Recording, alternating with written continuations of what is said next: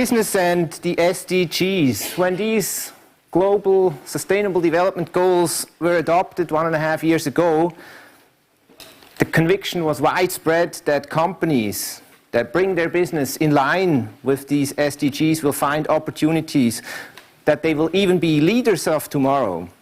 But how can this exactly be done? What does it mean to bring your business in line with SDGs, and where are the obstacles? These two basic but essential questions are basically what we're going to talk about today. I'm glad you're all here. Let's get started. I'm happy to give the floor now to Matthias Leuenberger. He is the Novartis delegate for Switzerland. For a welcome note, please. Thank you. Ladies and gentlemen, members of the Global Compact Network Switzerland, colleagues, welcome to Basel, welcome to Novartis, welcome to the campus. On this remarkable day, the weather in Basel is actually always like this. It's no exception. So I have the great pleasure and the privilege of opening today's stakeholder debate about the implementation of the United Nations Sustainable Development Goals. As we all know, big and world-spanning ideas such as the UN's SDGs can only become real if we act on a local level. The opposite is equally true. If big ideas are discarded by world leaders, local efforts may end up being fruitless, irrespective of how well-meant they are.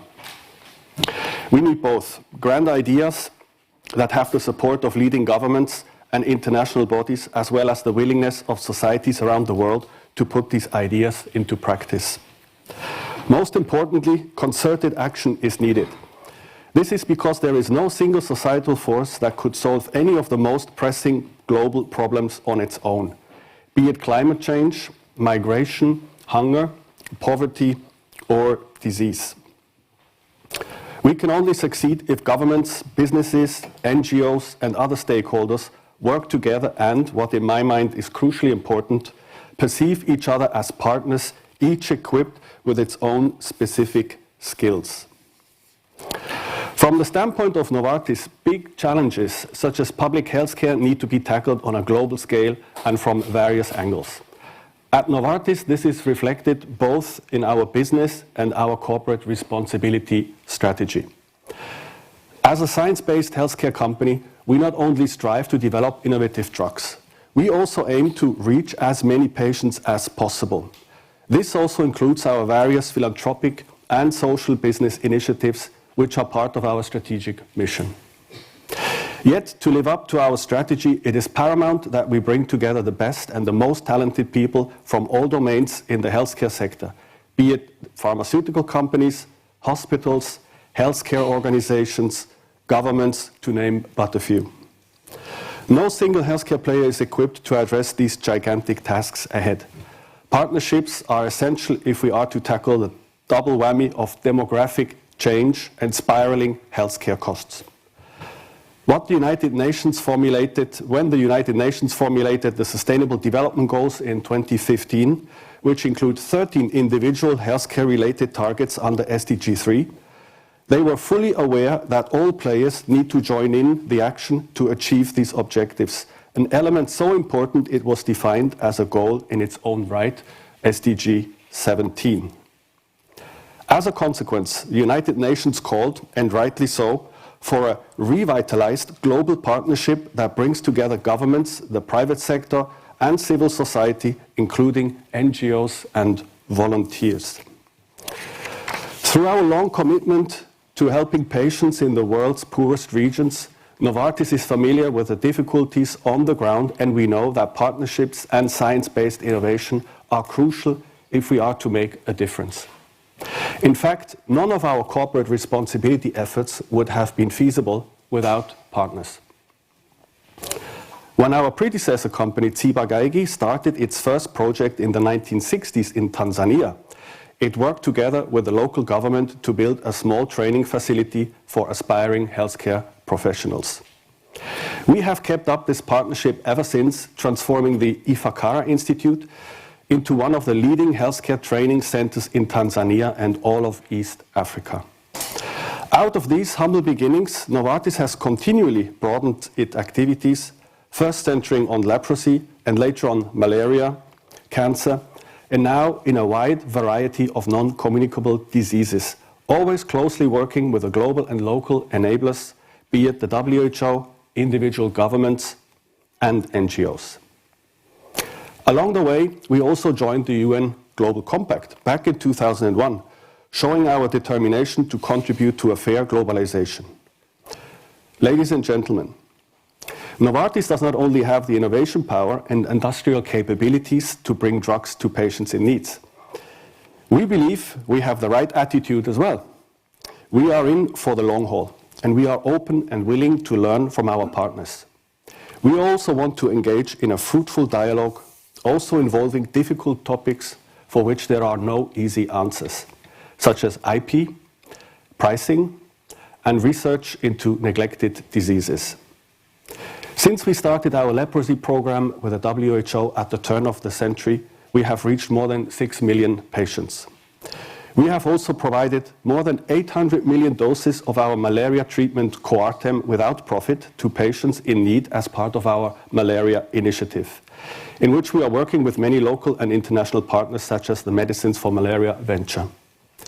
At the same time, we are also pushing our research to develop new malaria treatments in order to keep this tropical disease in check, which kills more than 400,000 people every year. Now, as part of our Novartis Access initiative, we are working with governments and local NGOs to help patients suffering from chronic diseases in developing countries, providing 15 treatments for a price of $1 per treatment per month. For this reason, SDG 17, in our view, is as important as SDG 3, as the one cannot go without the other. Coupled with our willingness to enter into a debate with our partners, both SDGs are essential if we want to make the world a better, safer, and healthier place. With this, I would like to close my introduction, and I thank you for your attention, and I hand over back to Mr. Ammann. Thank you very much. Thank you, Matthias Leuenberger.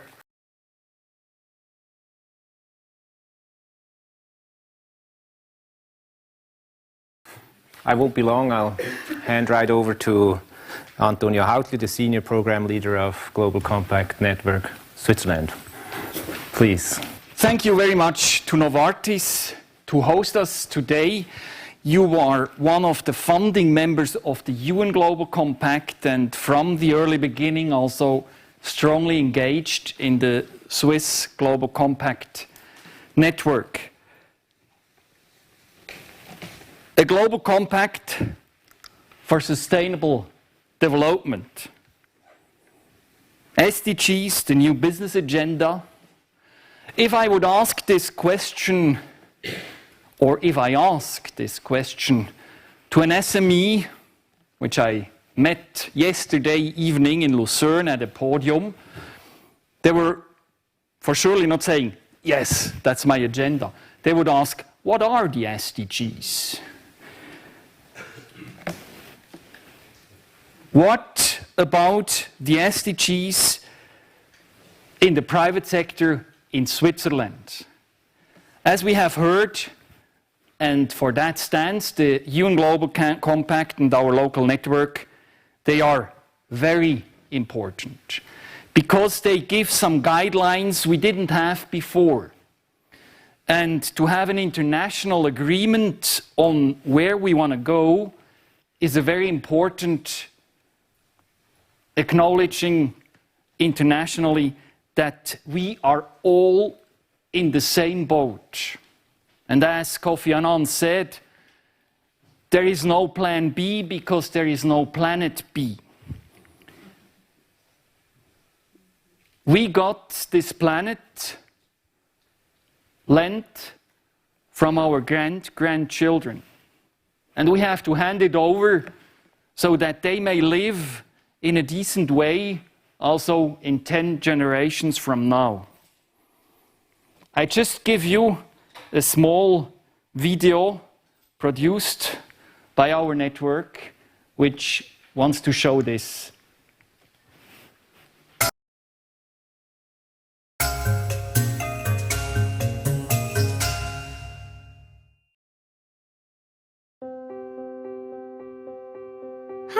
I'm Alicia. I just turned 9 and I love my school. And my favorite subjects are science and art. Sometimes I get scared when I watch the news and I see that not all people have food on the table and a safe home like me. I am sad that some children cannot go to school. Maybe they don't have time for school because they work hard.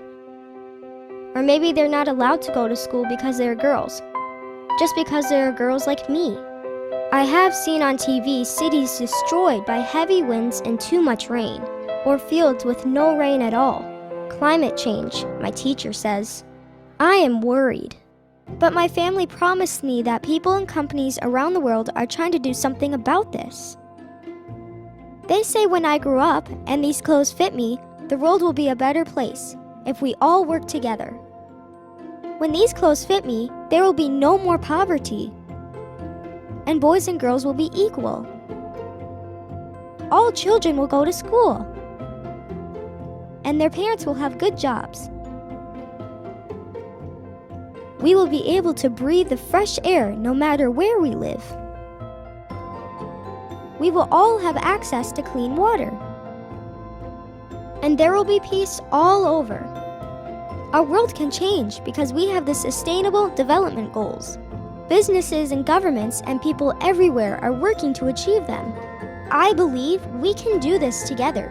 If you keep your promise, when these clothes fit me, I will start my first job somewhere that was part of making the world a better place. Will it be your business?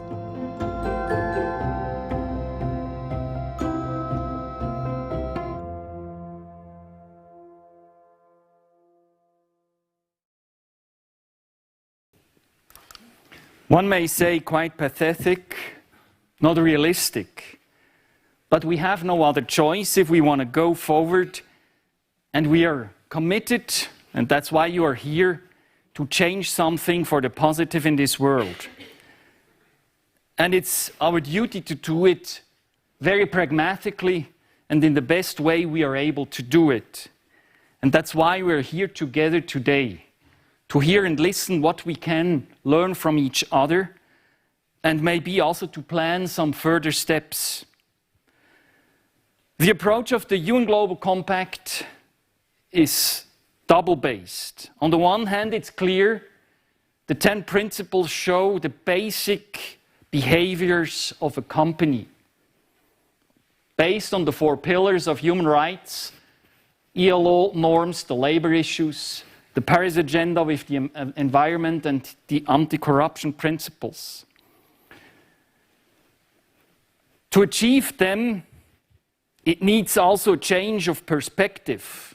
Some companies already did. Some are on the way, and some have to discover it. But even this is not enough.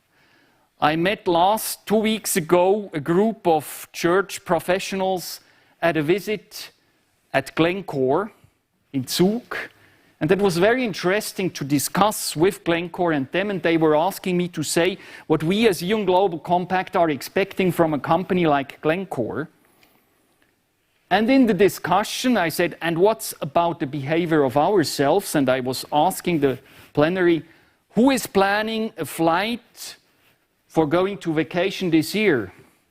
It was more of half of the audience who did it. So it's also about our own behavior in daily life, in daily business.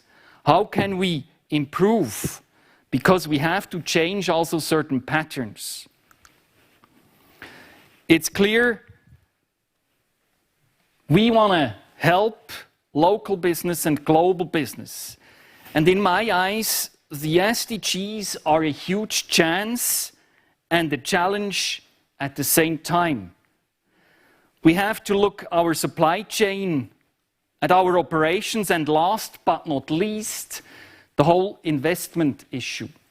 Because the financial sector and the investments of private and companies will make a big, big difference and will have the most impact and the most leverage, even more than practical operations. So, for me, the SDGs for companies are on the one side an analytical framework for critical reflection and innovation. And we would like to help to gather together with you as companies, with the public sector, with NGOs involved, to look what can we improve, where are possibilities we can become better together. But there is also a huge business opportunity and a challenge. Climate change is influencing strongly your business operations in several places, but there is also an opportunity with the new technologies to find solutions we even don't think at the moment. And it may be, third one, a business model for startups, for companies, for parts of large companies who say, okay, let's go to the 17 goals and analyze where are the big challenges of this humanity. Do we, from our knowledge, from our know-how, from our networks, have new possibilities to develop new solutions together? The UN Global Compact, together with other networks like World Business Council for Sustainable Development in Switzerland, together with EPU, with many of you present here, we want to deliver services, deliver instruments like the SDG Compass, which probably also Michael will speak about, to look what we can do, what we can improve. And in the new toolbox, which the members of the UN Global Compact just got yesterday in a letter from Lise Kingo, signed also by myself, where we propose on an international level different activities.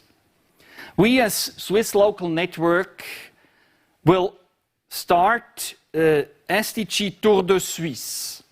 The idea is to bring out these ideas in local small cities from La Chaux-de-Fonds to Lugano, to discuss this and to make the agenda known, because we need everybody in the boat. And we also need to have critical dialogue on SDGs and how to implement them, because not everybody agrees with them. As I said at the General Assembly, some are suspicious whether this is just a new model from business to get new business opportunities to make profit. And we have to make sure that we are really serious about it and that we bring companies, private sector, etc. on board and be critical on the output and outcome in the long run. So I'm convinced there is still a lot to be done. We will and we want, as business, become part of the solution, and we will hear some of this afternoon. But we need also to listen to the needs globally. And there are many of signals who are quite negative. What is happening in the Near East is quite difficult. What I have experienced in the south of India, end of April, is quite frightening, because still there are hundreds, thousands and millions of people working in formal factories controlled by us, even Global Compact, and there is bonded labor we are not able to see. It's a fact, it's not just like that, and it's not possible for a company to resolve the problem by its own. So it needs new approaches and new analysis. And that's the consequences. We as business have to be involved in open dialogue, in sharing and learnings for best practices. One example is this afternoon, but we will have other events closed and open within our network and on a global level. So SDGs, in fact, are part of a new business agenda, in my views. It's still very basic and practical to do the first, the second and the third step. And companies like Novartis may be much more advanced than an SME, but it does not mean that an SME can't contribute. And another important part are regions, are cities. Braneo is going in these directions. Politics are very important in the discussion that we can find solutions for the long run. So To finish, I would like to invite you to contribute the best way you can, to share in, to come in, look for best practices and be very pragmatic in the implementation. Not a theoretical discussion will bring the solutions, it's necessary too, but at the end, what counts is the practical thing. And that's why another instrument, and I finish with that, last minute, Sustainable Development Goals, the Global Opportunity Explorer is an instrument produced by UN Global Compact and other partners, and then I invite to bring and join in your best examples on this platform. What if we told you a world of sustainable innovation is right at your fingertips? Introducing the Global Opportunity Explorer, a digital platform which takes you to some of the most innovative solutions around the globe that help reach the 17 Sustainable Development Goals. Built on more than 5 years of research and dialogue with business leaders, it features hundreds of solutions within everything from food and fashion to energy and education, and dozens of new markets addressing global risks such as rising inequality and lack of fresh water. It is where you can connect the dots between solutions for real impact and discover new business opportunities at the edges of existing markets. But the Global Opportunity Explorer is far from finished. It relies on continuous co-creation and crowdsourcing. Everyone, including you, can contribute new solutions and ideas and help expand the pool of incredible innovation and insights for a greener and fairer world. Join us today to build a sustainable world of tomorrow.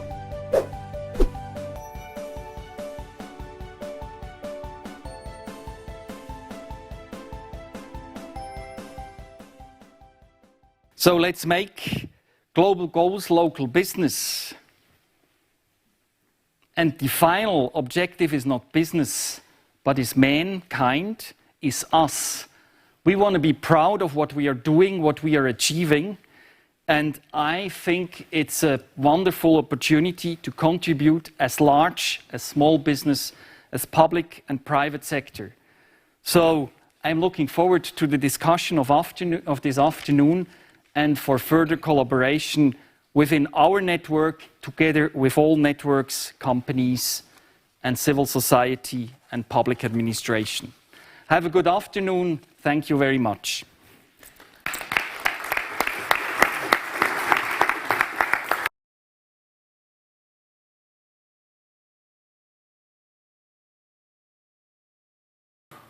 I'm happy to introduce Michael Gerber, Ambassador, Swiss Special Envoy for Global Sustainable Development at the Federal Department of Foreign Affairs. He will talk about SDG 3, health. Please. I would like to start with a picture that you might have seen before, because that's the basis of the whole 2030 Agenda for Sustainable Development. The new definition of sustainable development, we could say. It is about the 3 dimensions of sustainable development as you know them for a long time, since the 80s, since the Brundtland report. Planet, people, prosperity, environmental, economic and social dimensions. And with this agenda, 2030 Agenda for Sustainable Development, the world, the member states of the United Nations, for the first time have acknowledged that it's not just about these 3 dimensions when really implementing goals and a respective agenda. It's also about peace, a very important enabler of sustainable development. I would even say a prerequisite of sustainable development. And that was the first time that it really happened to work out in the United Nations.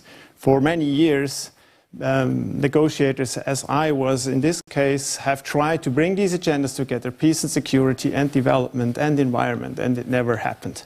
And here it did in 2015 with this agenda. This agenda acknowledges this important enabler of sustainable development. And another very important one, the 5th P in this strategic framework, is the partnership P. And that's actually one of the main topics of this afternoon. And therefore, there is also a specific goal defined, SDG 17, which we will dive into a bit later and I think throughout the afternoon. But partnership is not just about implementing things or projects, it is also about setting the scene, a global kind of partnership, systemic issues that have to be in place. So SDG 17 is a lot about these issues, about trade and the necessary conditions. It's about policy coherence, it's about capacity building, financing, etc., etc. So we'll hear a lot more about this later. In the center of the agenda, the picture you know, you have just seen it and hopefully many times before, the Sustainable Development Goals. And today my focus will be SDG 3 or health as a broader topic. It is quite tricky to be a representative for the whole agenda. You see 17 topics, 169 targets.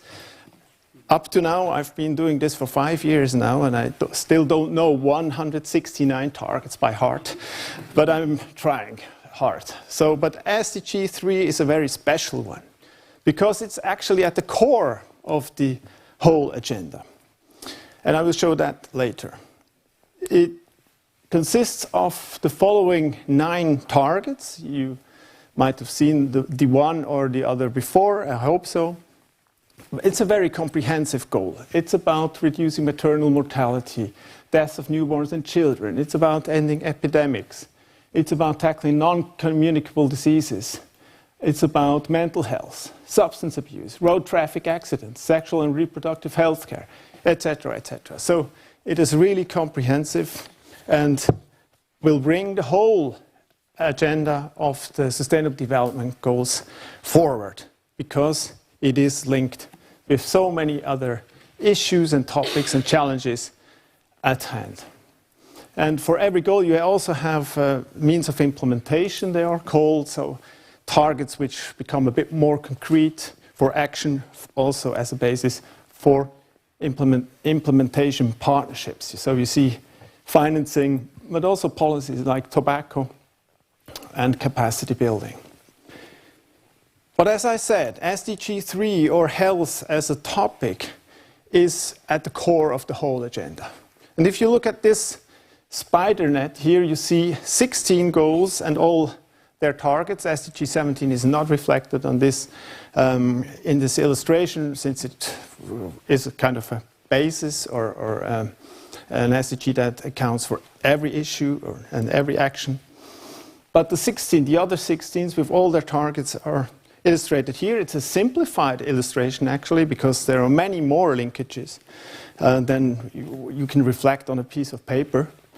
But health, if you look at all the connections that health has and the subtopics, the targets, 3.1 to 3.9, they are interlinked with so many other topics, with gender equality in terms of sexual and reproductive health, with education, of course, with cities, clean air, etc., with hunger and food security, nutrition, with inequality or equality issues, sustainable consumption and production, poverty, water, and many more. So direct linkages to so many other targets are there, and if you work on one or the other target, you see you have an influence on many other issues that are being addressed with the SDGs and respective targets. And there are, of course, indirect linkages too. Through the goals that they refer to in a direct way, you have access actually to every single SDG if you work on health.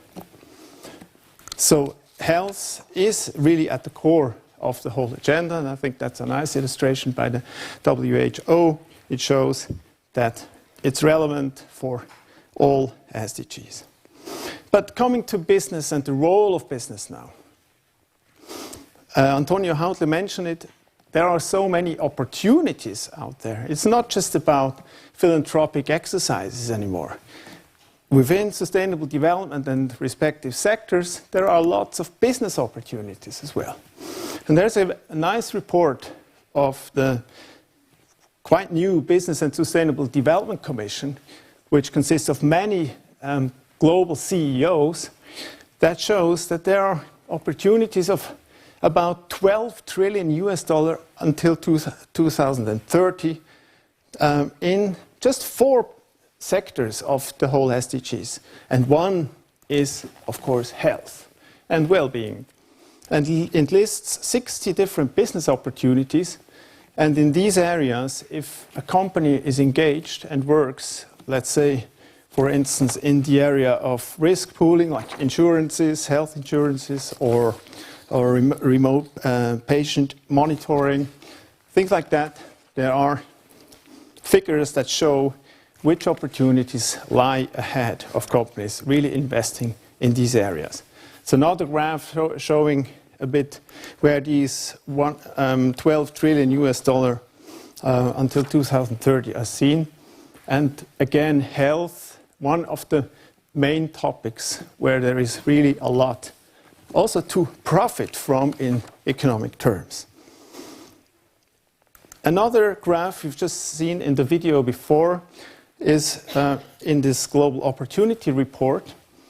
This one shows that there are different sectors, and you remember the spider web I showed you. Many of these opportunities lie not within specific sectors anymore. Of course, we are used to work in these sectors, and there are still many opportunities, but many are lying in between these different sectors. Like evident for health, the health sector is, of course, the whole interrelation with the food production, nutrition, but also water quality, energy issues, maybe not that direct, but also indirectly, and a lot, of course, between technology and innovation and these different sectors. So there's where many of the business opportunities lie nowadays. I'd like to give you a short idea of what kind of partnerships we look at when addressing SDGs or implementing SDGs. One, we just started a couple of years ago with a pilot, is in the acceleration of access to medical products. It is a multi-stakeholder partnership, yet it is at an early stage, so the private sector still has to buy in, but it is about improving access to therapeutic products and other health interventions in resource-constrained countries. It consists of 2 components. One, the first, the yellow one, is on building effective regulatory networks and systems. So it's really about harmonizing national medicines registration. And therefore we have the partners Swissmedic and the WHO. Swissmedic especially works in the area of capacity building, especially now, to start with, in the Eastern African community. So that's East Africa is the focus at the moment, but doesn't have to stay there. And they work a lot in evaluation registration schemes and quality management, manufacturing practice, etc. So it's another approach. It's not about just delivering medicines and products. It's about the system, the regulatory systems which have to be strengthened. The second component of the second component of the project is the authorization procedure. So the stakeholders, the national medicines regulatory authorities, are invited to look at the Swissmedic procedures, authorization and scientific advice. And the WHO, with its pre-qualification program, is also involved there. So there's a lot about learning and knowledge transfer, also technology transfer. And with this, and marketing authorizations can be speeded up, and faster access to medicines for patients in need shall be provided. It's a project that has only started, as I said, in a pilot phase, but it has a great potential to become globally relevant, since we have these systemic issues and problems all over the world. And it has a high potential for public-private partnerships, because this has already shown it becomes like a platform where we have just a new partner now on board with the International Federation of Pharmaceutical Manufacturers Associations. And its members, of course, are very interested in these processes, since they are clients and buyers and resellers, at the same time. That's just one example. Another example could be the one I'm showing you here. It's not a typical health sector project. It's one in the domain of environment. It's about climate change, and it started in Latin America. And it's quite an easy concept. It's just about providing diesel particulate filters to buses and construction machines in order to address air pollution mainly. And of course all related diseases that stem from pollution issues. So we have implemented this project so far in 4 big cities, major cities in Latin America and China, together with the Federal Office of Environment and the Swiss Development Corporation, with international partners, with city authorities, construction and bus companies, filter producers, of course. These filter producers are represented in this project through an association, VERT it's called. And of course it has quite a high impact. If you think of the pictures that you know of Beijing or of other big cities in China, the air is never clean on no day the whole year round. So if you address just the bus and construction and building sectors and providing these diesel particulate filters, making business with local actors and also international actors at the same time, you have win-win-win situations. And you see the results so far. I don't have all the figures from all the different cities. I have to, of each city, I've seen some numbers which are quite impressive, but I haven't got a total success story in numbers yet. But it has a high impact potential, because take Beijing, for instance. The China Air Pollution and Control Act has now taken this concept of these filters up. It has been taken up in this Air Pollution and Control Act by the national authorities and the National Control Center of the Ministry of Environment. So it can have a high policy impact and being replicated at the political level throughout the country. So we're looking forward to new endeavors in this area. But it shows you also that it's a project that addresses many different goals at the same time. We look at health issues, of course. We are in the sector of infrastructure, of construction, building, industry. In sustainable cities, a specific goal is dedicated to that issue, climate change, and of course, partnership. Many of these potential partnerships are out there, are within reach for companies who are really willing to make a change in this area and to invest in sustainable development. How you can work with the SDGs is nicely described in this publication Antonio just mentioned before, the SDG Compass. If you are very interested in, and I believe many of you have seen this publication already, because it is one done by Global Compact, GRI, and the World Business Council on Sustainable Development. It easily shows a sustainable development responsible in a company, how to address it, how to understand them, how to define priorities, setting goals, how to integrate it also in the core business of a company, and how to report and communicate on it. So I can only recommend to read or to have a look at this publication. So to conclude with, I would say and state, there is a business case for SDGs. That's, I think, nobody can deny that. There are enormous opportunities, new markets, products, partners, and services. There are many opportunities in the health sector. It's one of the sectors which has the highest potential for business impact and innovation, as has been shown by the sources I mentioned. So sustainability and profitability are no contradiction. And I think all of you here know, since you are among the convinced already, I guess, that gains in resource efficiency really increase competitiveness and also the health of people around the world. It's also an important reputation factor. We know that for many years already, since the CSR discussion, etc., the world is becoming more transparent.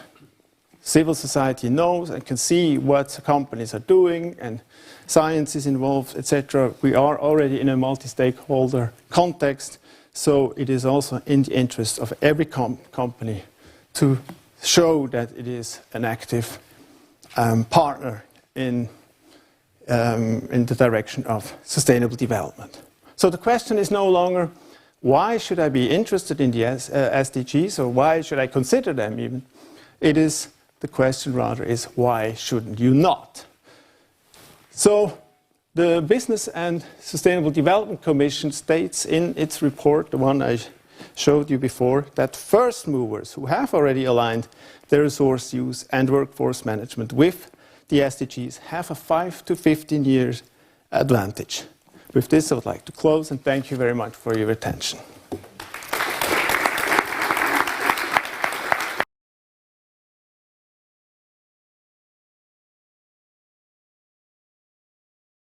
I'm very happy to have you all here. SDG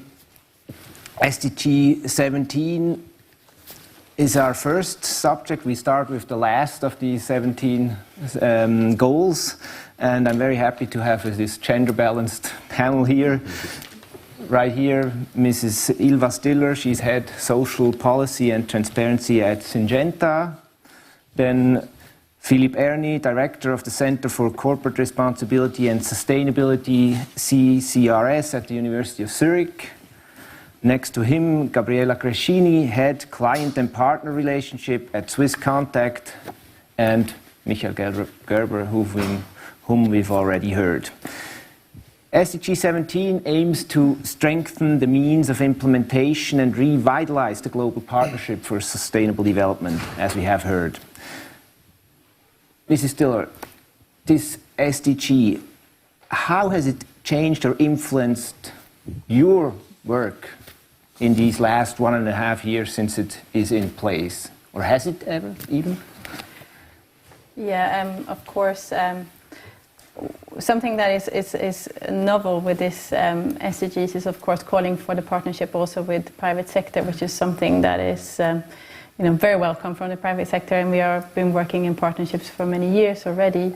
But what this has done is really to open up a platform that we can access another group of partners than perhaps before, or it has made it much more easy to align around common goals, find common solutions and work together.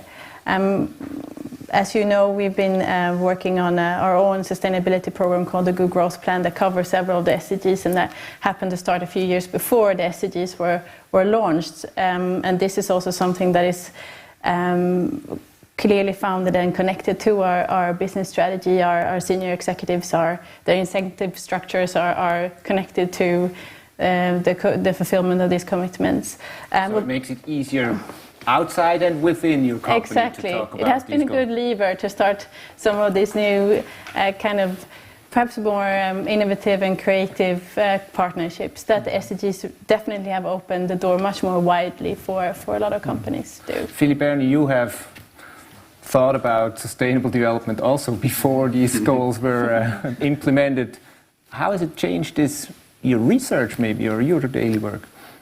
Well, I just hope that it will receive more attention than before. And my focus was always on empirical research in developing countries and what really works and what is not working. And I found out quite early that if you want financial sustainability, you need public-private partnership, you need the expertise of business people to make something work, to create new markets there, not just solving problems, but also creating jobs. And our public discourse is not framed in this way that we understand the meaning of public-private partnerships properly. Even though, if you look at the Rio conference and the Agenda 21, everything that has been stated in the SDGs is already there. And there was a commitment from everyone to promote public-private partnerships. There was a commitment to promote environmentally friendly technologies and do technology transfer, including biotechnology. And if you look what came out of it, it was a relatively sober experience. We have a bigger divide than ever before between those who care for development and allegedly those who care only for business. And we have government, we have NGOs, and we have the private sector, and they all function according to different principles. They are accountable to different people, and these people might not approve of having a collaboration. And I think we face a big institutional problem. Unless we are able to change our institutions to encourage more of these public-private partnerships, we will not be able to address these problems. You're in the middle of this, Mrs. Crescini. Do these SDGs help you? Or does SDG 17 help you in this? We don't know yet. It's too short into the process. What we really sense is that what Ida said, that in companies where we have the convinced partners, as she is, but there's been the mindset still on the shareholder values mainly, and social and environmental topics were not part of the shareholder value. Impact was not considered, or social impact was not considered, environmental impact was not considered, that the bandwidth of people we can talk to has broadened. Whereas also you demand accountability of your companies towards the SDG goals, and this naturally will help us in our conversations. Mr. Gerber, now you have worked on these SDGs long before they were implemented or adopted. Now that they're here, how long will you have to show this first slide that they even exist? Or do you feel that people know about them already? It's a good question. Well, yeah, I can really feel movement and dynamic, especially actually in the private sector, the Swiss private sector. The bigger companies, they know about them right now. I would say not everyone, of course, but the challenge is still with the SMEs. And since there are so many out there in Switzerland, I think there's still a lot of work to do. So I'm very glad that the Global Compact Network Switzerland is launching this campaign now that really helps us to make them known more broadly in Switzerland. But I think there is a great opportunity with the SDGs to actually address what you just described, Mr. Erni, the difficulty to bring it all together under one framework or one common ambition and vision. Because that hasn't been the case so far. As you said, Agenda 21, the Millennium Development Goals, and many other principles out there that different actors have worked with without any interaction. I think this has really changed now with the SDGs. You have a common framework now that people, companies, actors in research, but also in civil society start to align with or work towards and do it together, and that's something that I can really see happening now. And it takes some time, of course, but it is still a larger or bigger mobilization all around the world than it used to be the case with other frameworks that were there before, like the Agenda 21 or Millennium Development Goals, which took really many, many years until they were known, and even when they ended, I think broader public didn't know them. So there is a great opportunity with the SDGs now. I think one of the main basic conditions for these partnerships to work is a level playing field. As an external observer, I have the impression that we're far away from that. How are we going to change the level playing field between companies, big companies here in Switzerland, and stakeholders in developing countries, for example? Directed to me. Probably to have first a bridge between the question he just asked and what he just said, Mr. Gerber just said.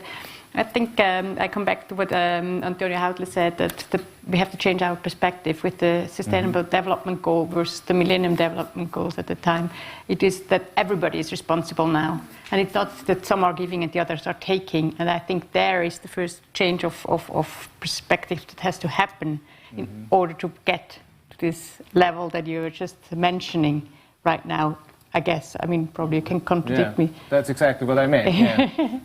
But I think it's another piece around level playing field. I mean, something that is starting to happen, and that's also very welcome, is that companies are starting to be seen as an agent for development, which this space was probably in the past more claimed by another set of stakeholders, aid agencies, NGOs perhaps, and it started to be recognized that companies are bringing another set of capabilities to the table that can help with economic transformation, which is really important when we're talking about development of rural economies or building resilient communities.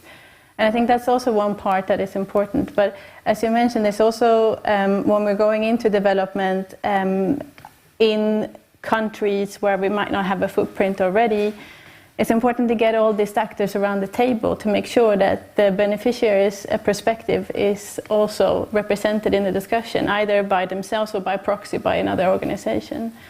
So that's also something that needs to be taken into account, obviously, when you embark on this journey. But concretely, if you as Syngenta go into a country with your project, you are the big player. Not necessarily.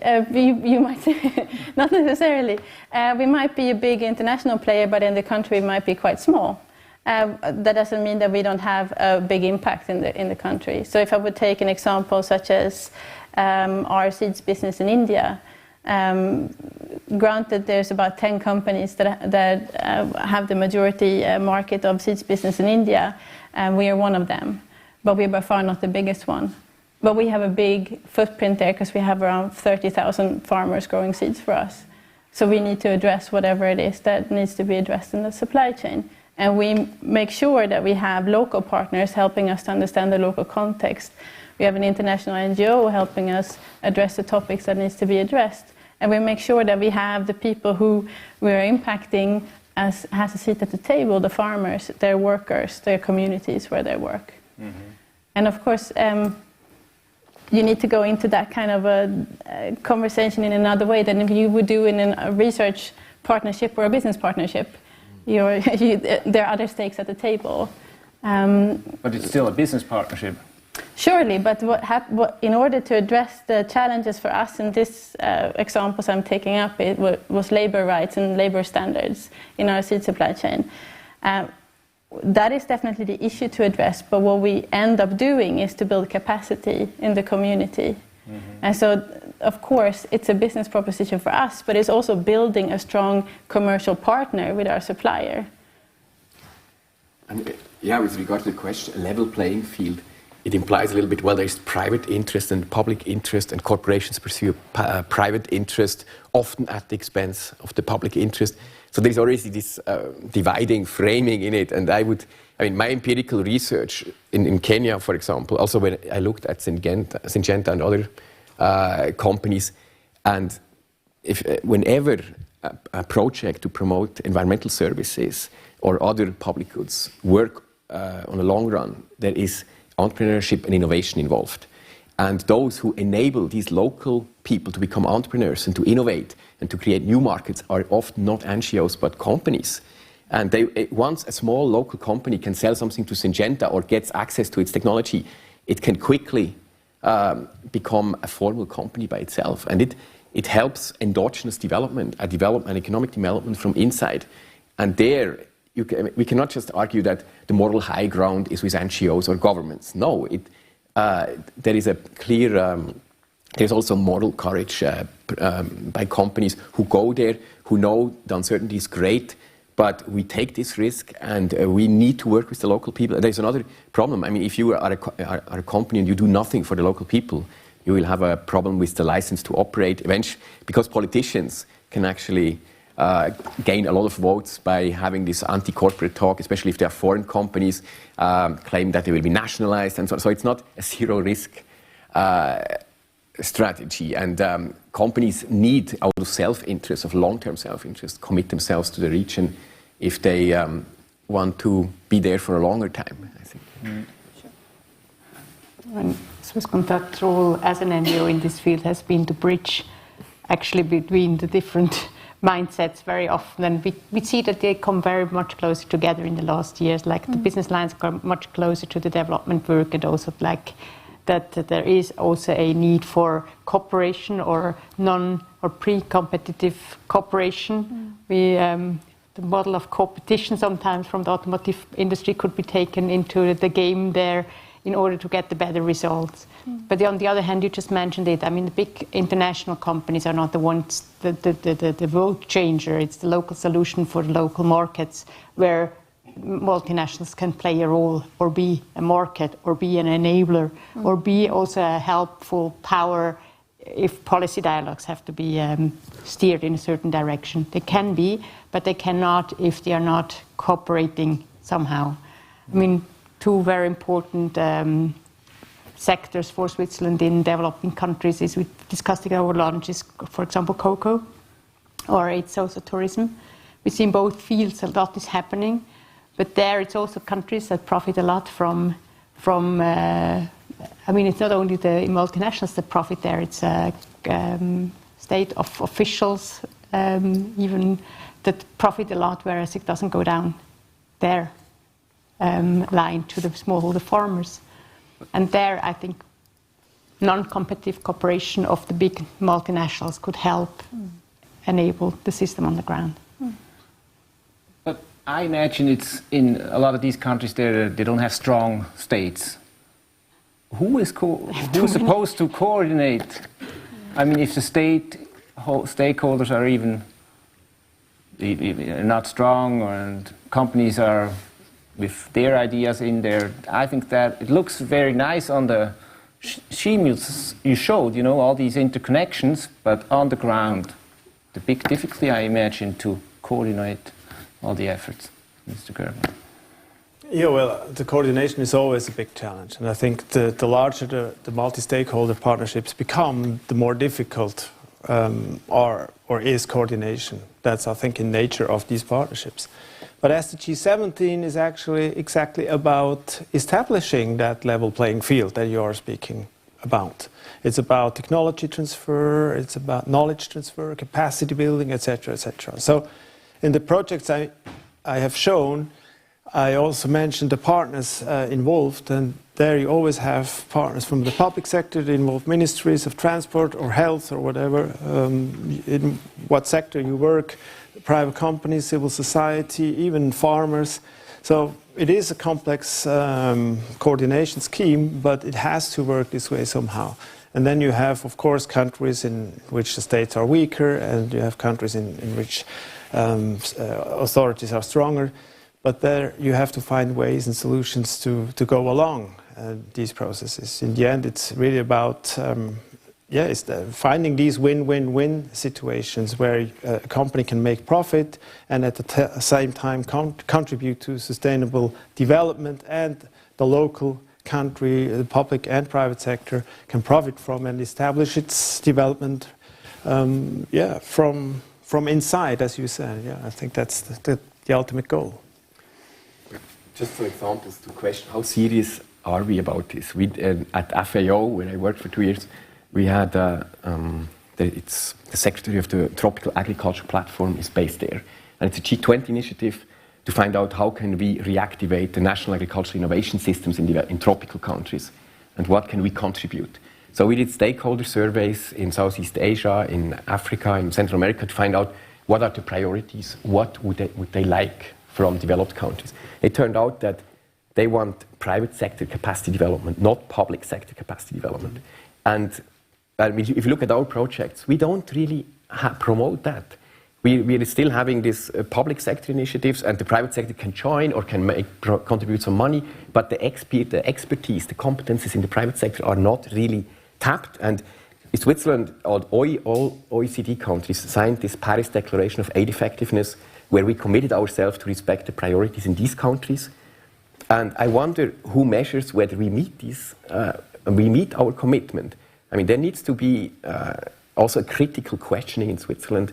Do we really go into the right direction in this area? And then I just remember we had Ann Miru as a guest speaker at the university. She was head of UNCTAD, Technology and Logistics, and she complained to the students. She said, what we need are people in the field of trade facilitation.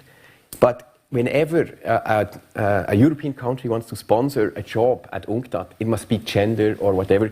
And she even told them, please, we have already 15 people working on gender. We have no one on trade facilitation. Please fund someone on trade facilitation. But obviously that doesn't sell well back home. So and then you see the SDGs want to emphasize trade facilitation. They want to emphasize technology transfer mechanisms and all these things. But if we have these institutional problems where you don't really want to contribute to this because it might affect you in another field negatively, so I think we need an open discussion on these issues too. So, but you're saying that it's still the states that define where the development goes. Would you agree with that? But I think that's a traditional view for sure. But I think that's changing, and you see that more and more companies are going ahead, not waiting for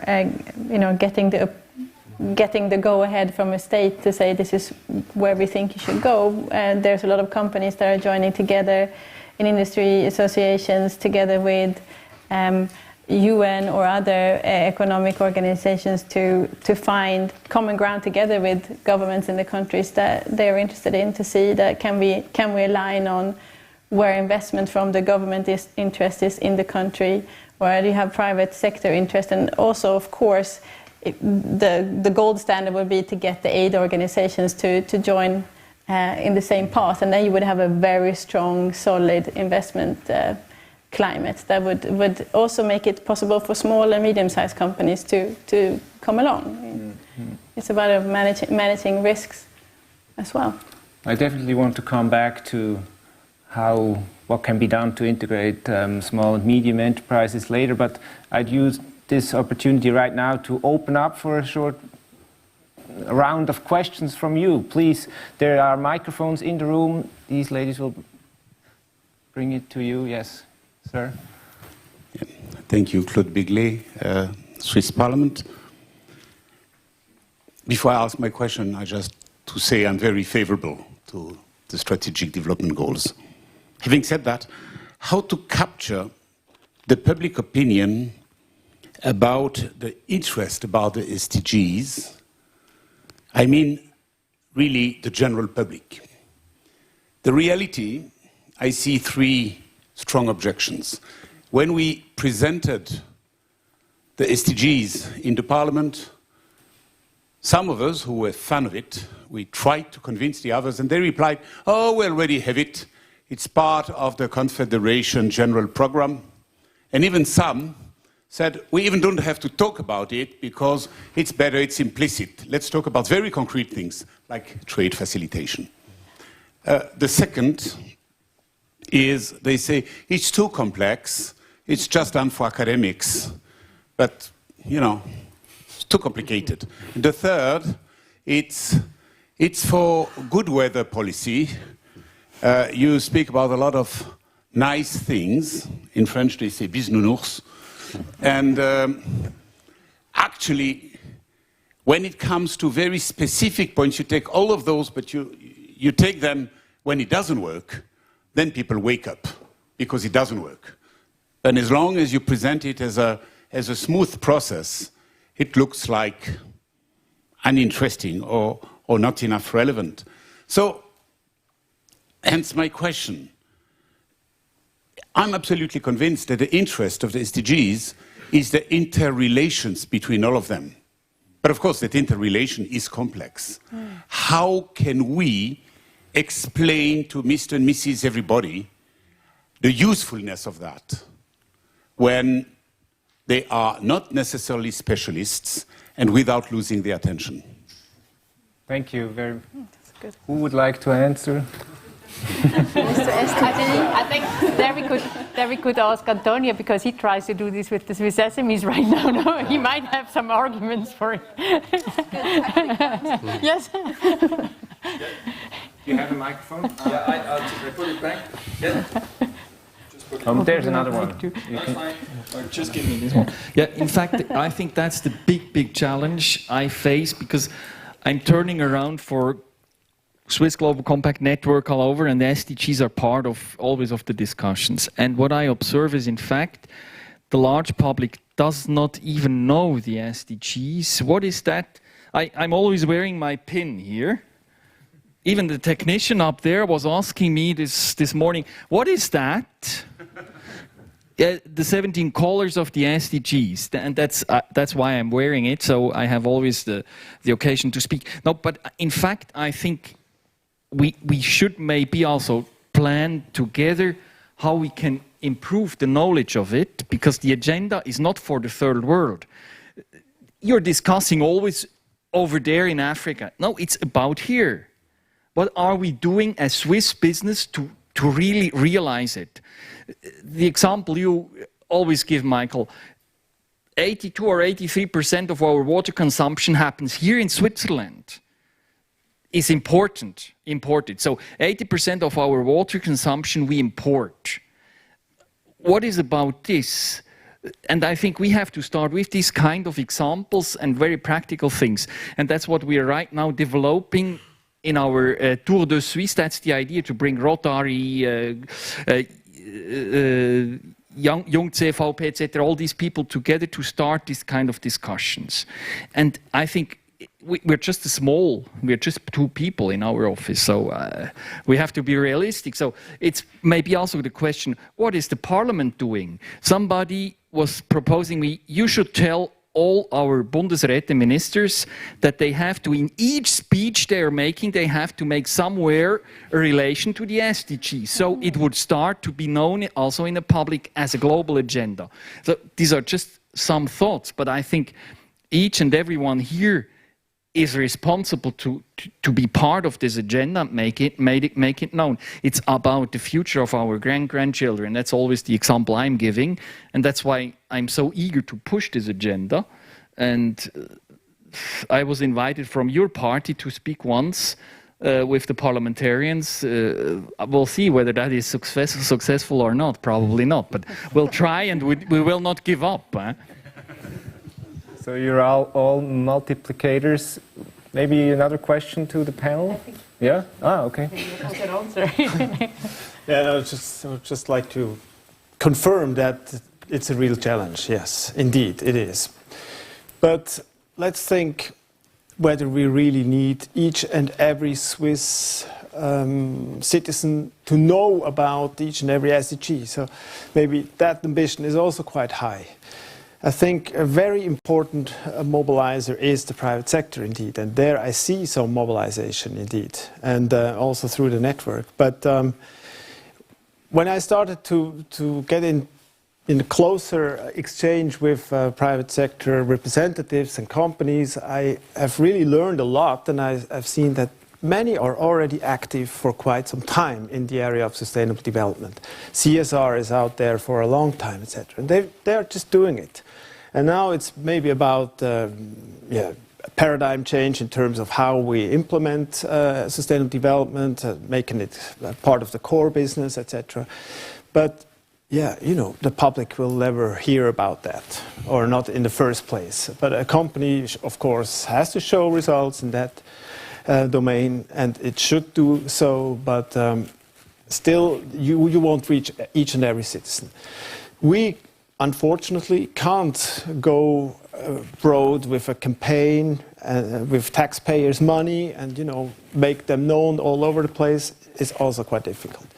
But I still believe in the long-term approach, because what is happening right now is that it will become part of the curricula in schools. So education, I think, is a very important way of changing paradigms and mindsets. And you see that with the whole recycling industry, for example, in Switzerland.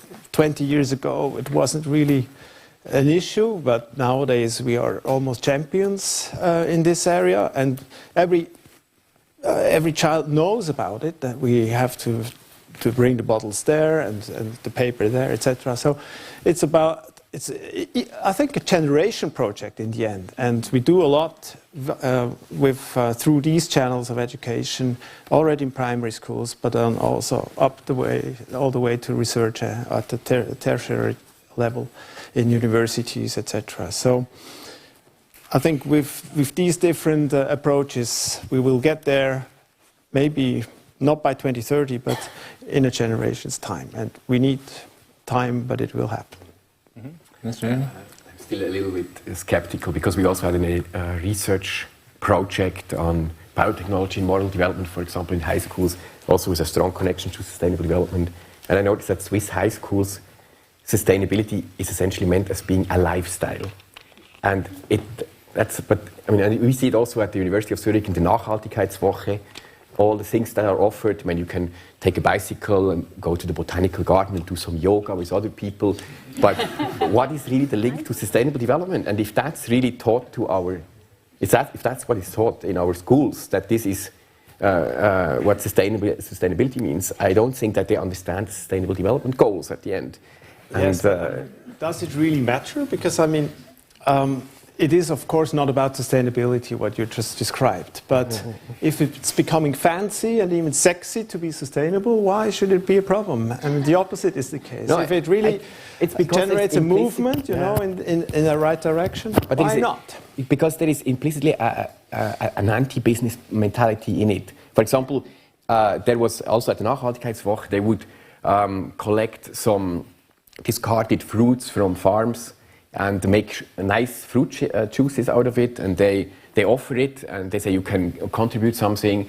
And then I told him, why don't you make a business out of this? Because you are the share of this discarded food you collect is about 0.0001%.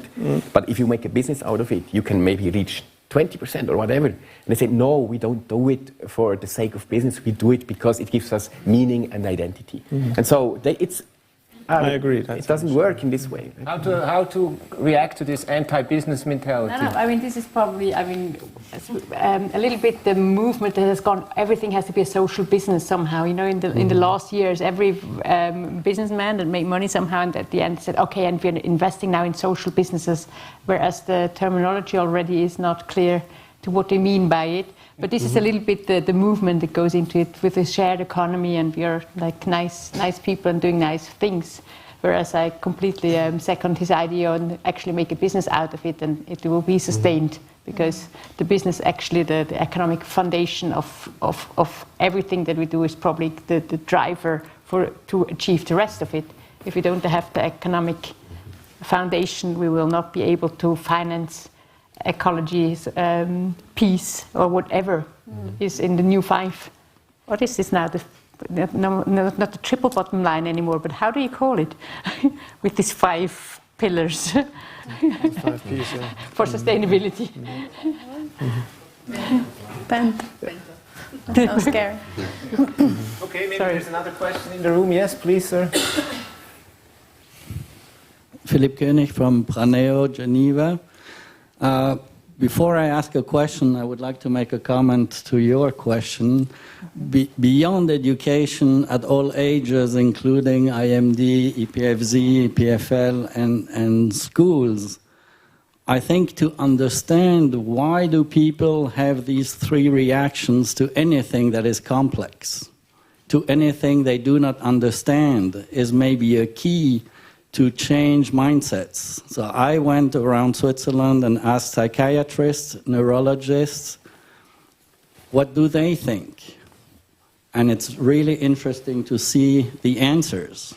And there is neurocognitivism, which is a science that is quite young, less than 10 years old.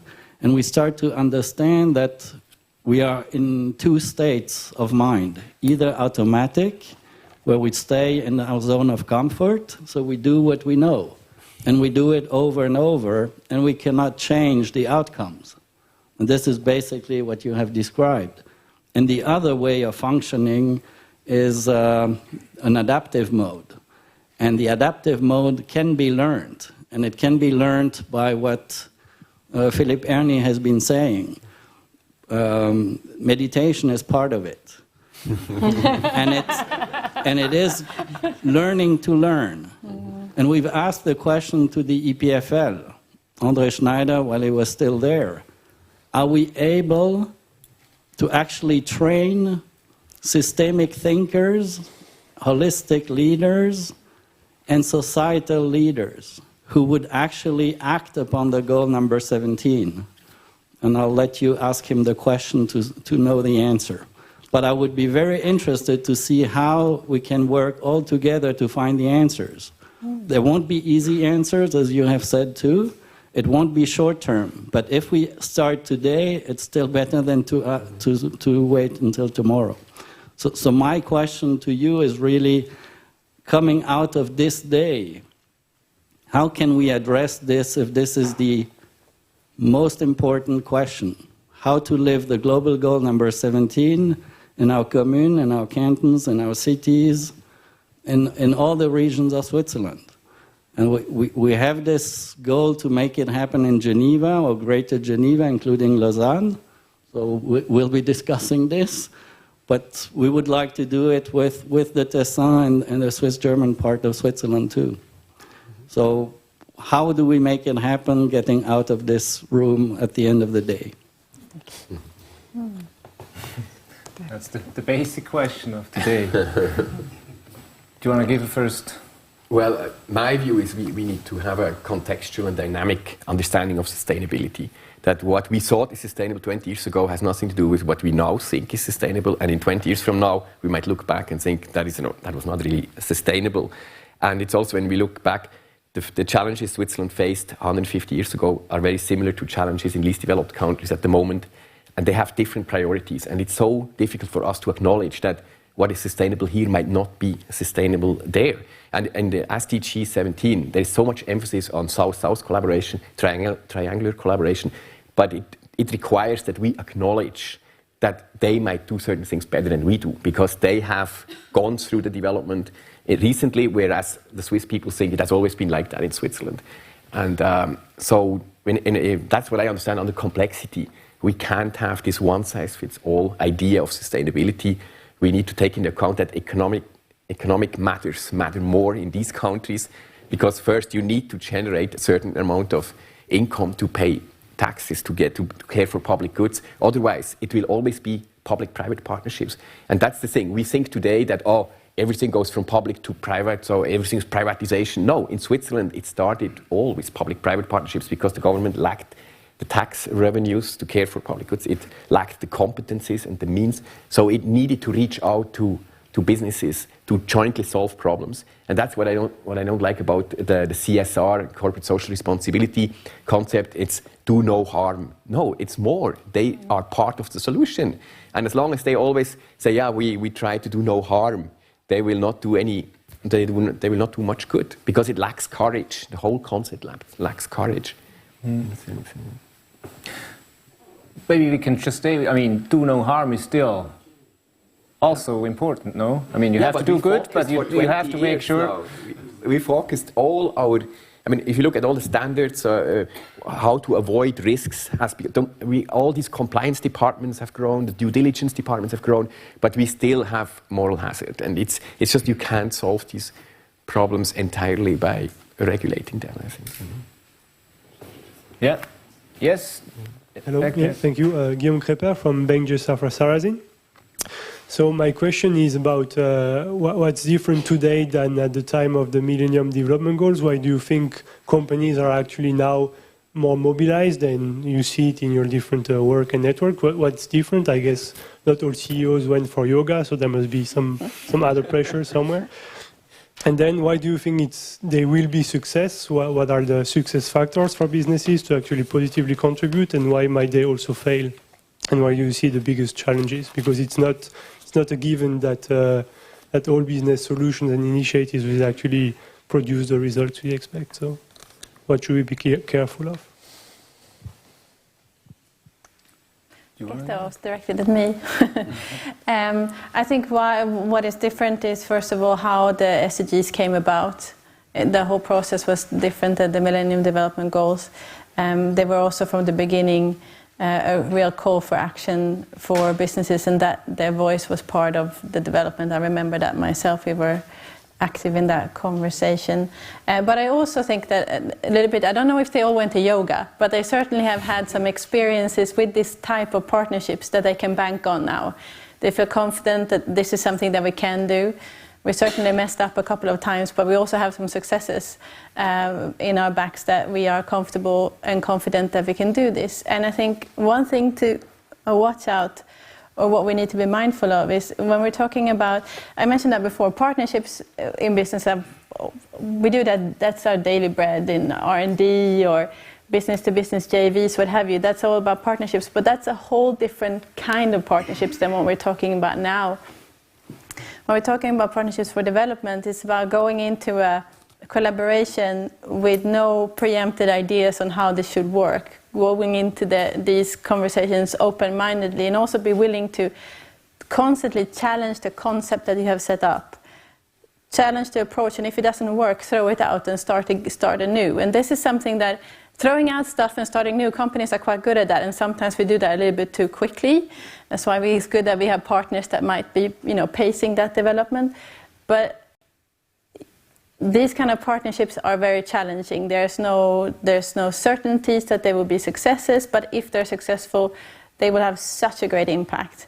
And I think just the prospect of being able to build something like this, being able to create this development that is necessary for all the other 16 goals that we have up there on the screen and we've talked about today, makes it worthwhile to take this, address these challenges.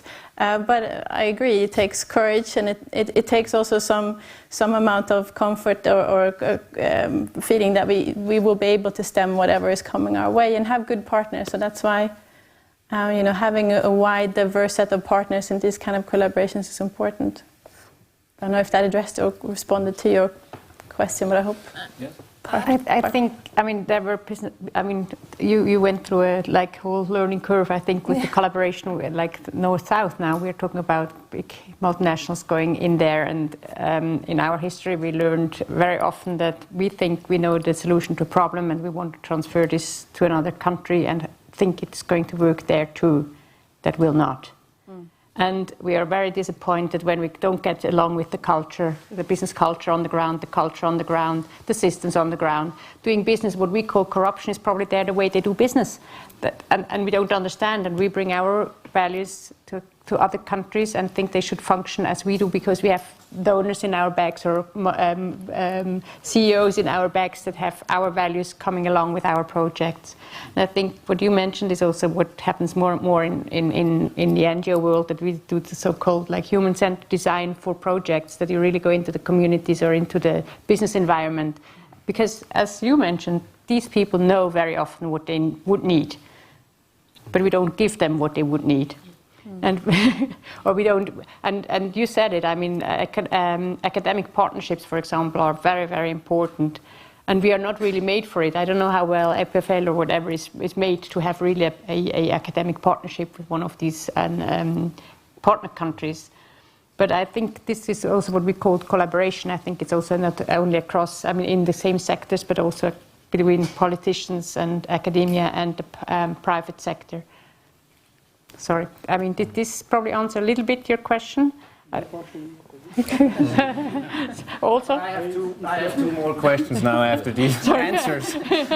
Maybe the first one is what you mentioned also, that Swiss companies shouldn't import their recipes.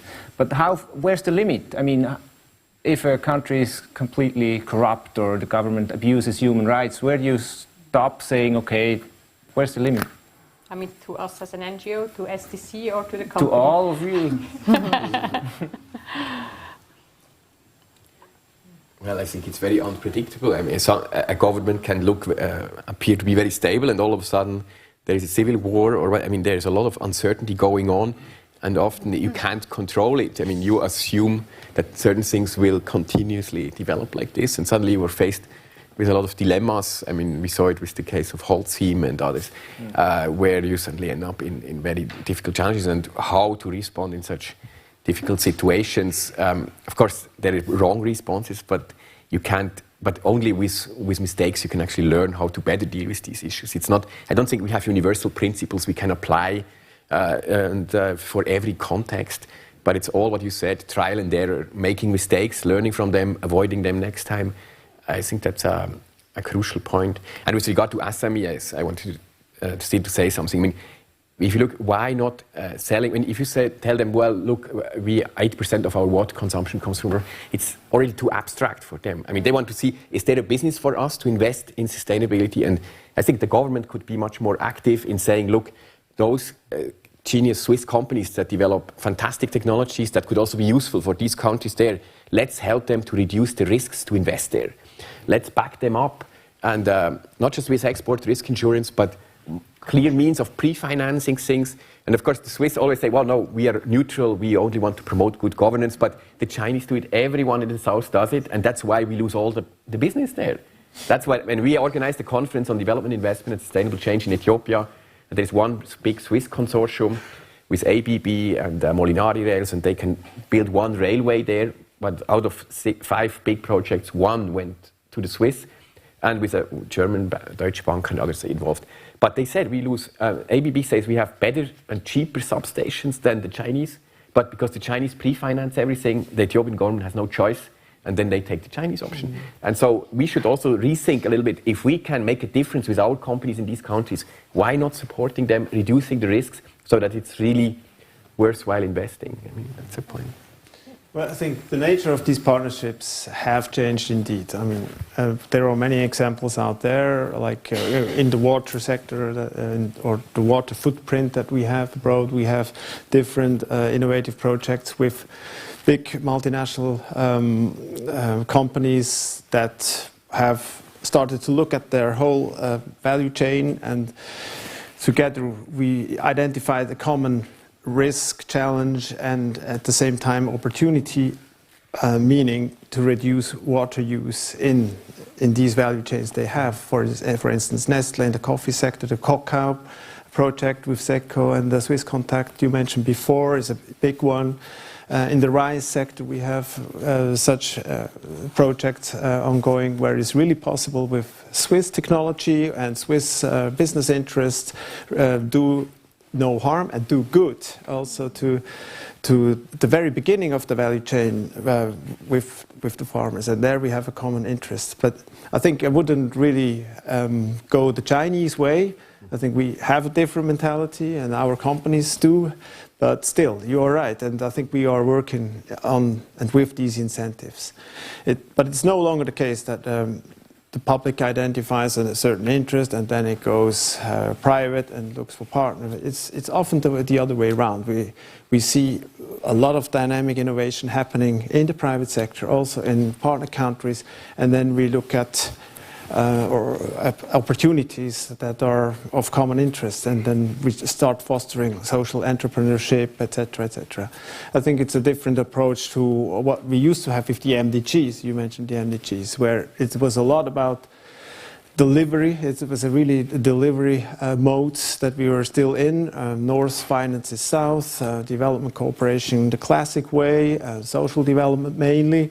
No infrastructure, no governance issues in this framework, etc., etc. That has completely changed with the SDGs, and the SDGs give us a common framework. I think there, if you speak about intercultural differences, etc., of course there are no universal principles that are agreed by everybody in the whole world, but there are the human rights and so. Some principles are widely accepted, at least, and I think with the SDGs, business and public sectors get a new orientation framework where we can work together towards common solutions and innovation, and that's what probably most of involved parties and people would accept. There was one question here, please. Thanks. We talk now a lot about innovation, new business cases. I'm wondering how we are going to tackle the problem that a lot of the businesses, for example in commodity, cannot be conducted in this way for the next 10, 20, 30 years anymore. So I think we don't have just innovation. I don't doubt that there is going to be a lot of innovation. But how do we tackle this issue that all these big players will also get engaged in the democratic processes in public life, and that we just can address that they have other interests that, for example, the SDGs are promoting? Difficult, challenging question. I mean, first, most of the partner countries also signed the SDGs, so some of the goals must be common. But the priorities are probably a little bit different than from our world. This is probably what you mentioned before. I mean, I mean, the first goal of a farmer in Southeast Asia is to feed his family. So the economics is the first step. And probably he is already working quite sustainably in the old ways. So, I mean, the vision is probably not so different, but the priorities are probably a little bit different. But you were mentioning that the doing business that we have done the last 20 years might not be the way to go forward. Did I get this? Yeah, exactly. Or for example, we're talking always about, for example, oil is big. But if you're talking about the chalk industry in Switzerland, they will have to cut down if we really want to. There are really a lot of CO2 emissions that come out of these industries. And we don't really talk about these businesses that will have to be conducted in another scale. We have to downscale these businesses. And it's okay that we're innovative and making new business, new deals that are sustainable. But what's about all the things that we conduct nowadays in business that is not sustainable? But once again, I think the solution, I mean, you look, increasing population growth, increasing affluence, people will not suddenly stop consuming. I mean, and we might be able to afford to become more ascetic, but it's also a phenomenon of affluence to say, I limit myself. Most people need more. They cannot yet limit themselves. And so how do we cope with this big challenge? And we can really learn again from history. I mean, I always remember the case of the whale fishes in the 19th century, one of the biggest sustainability problems, because all the lamps used in cities were using whale fish oil because it was a clear light without smoke. And so there was a big demand. It was regulated, it was banned to hunt whale fishes, but that made the price of whale fish even go further up, and it went into illegal parts. And then one guy invented kerosene. And today, kerosene is not considered to be sustainable at all, but at that time, it was the perfect substitute of whale fish oil. So within a couple of years, the price of whale fish oil went down from $1,500 a barrel to $4. There was no incentive anymore to go hunting whales. And that just illustrates, find a substitute and then create a market out of this to get rid of the old unsustainable practices. But you can't just regulate it and then think the problem is gone, because people will continue to go into black markets or they want to consume this. So find a scalable innovation that is cheaper and better in terms of sustainability, and then you have, and then the market can be a solution. And the second thing is probably what you mentioned, that the unsustainable production, we use then water and air and public goods to be unsustainable. And there probably I'm talking for my climate that is not here now. They would say pay for what you take. So you should also pay for producing waste, not only like solid waste, but also air pollution, for example, much more, or using air and water. I think, and then it gets more expensive, which means that substituting technologies will be affordable and scalable. And that might come. I don't know. Mm-hmm. Yes. Okay. Look, the time is up for this first panel. Thank you so much.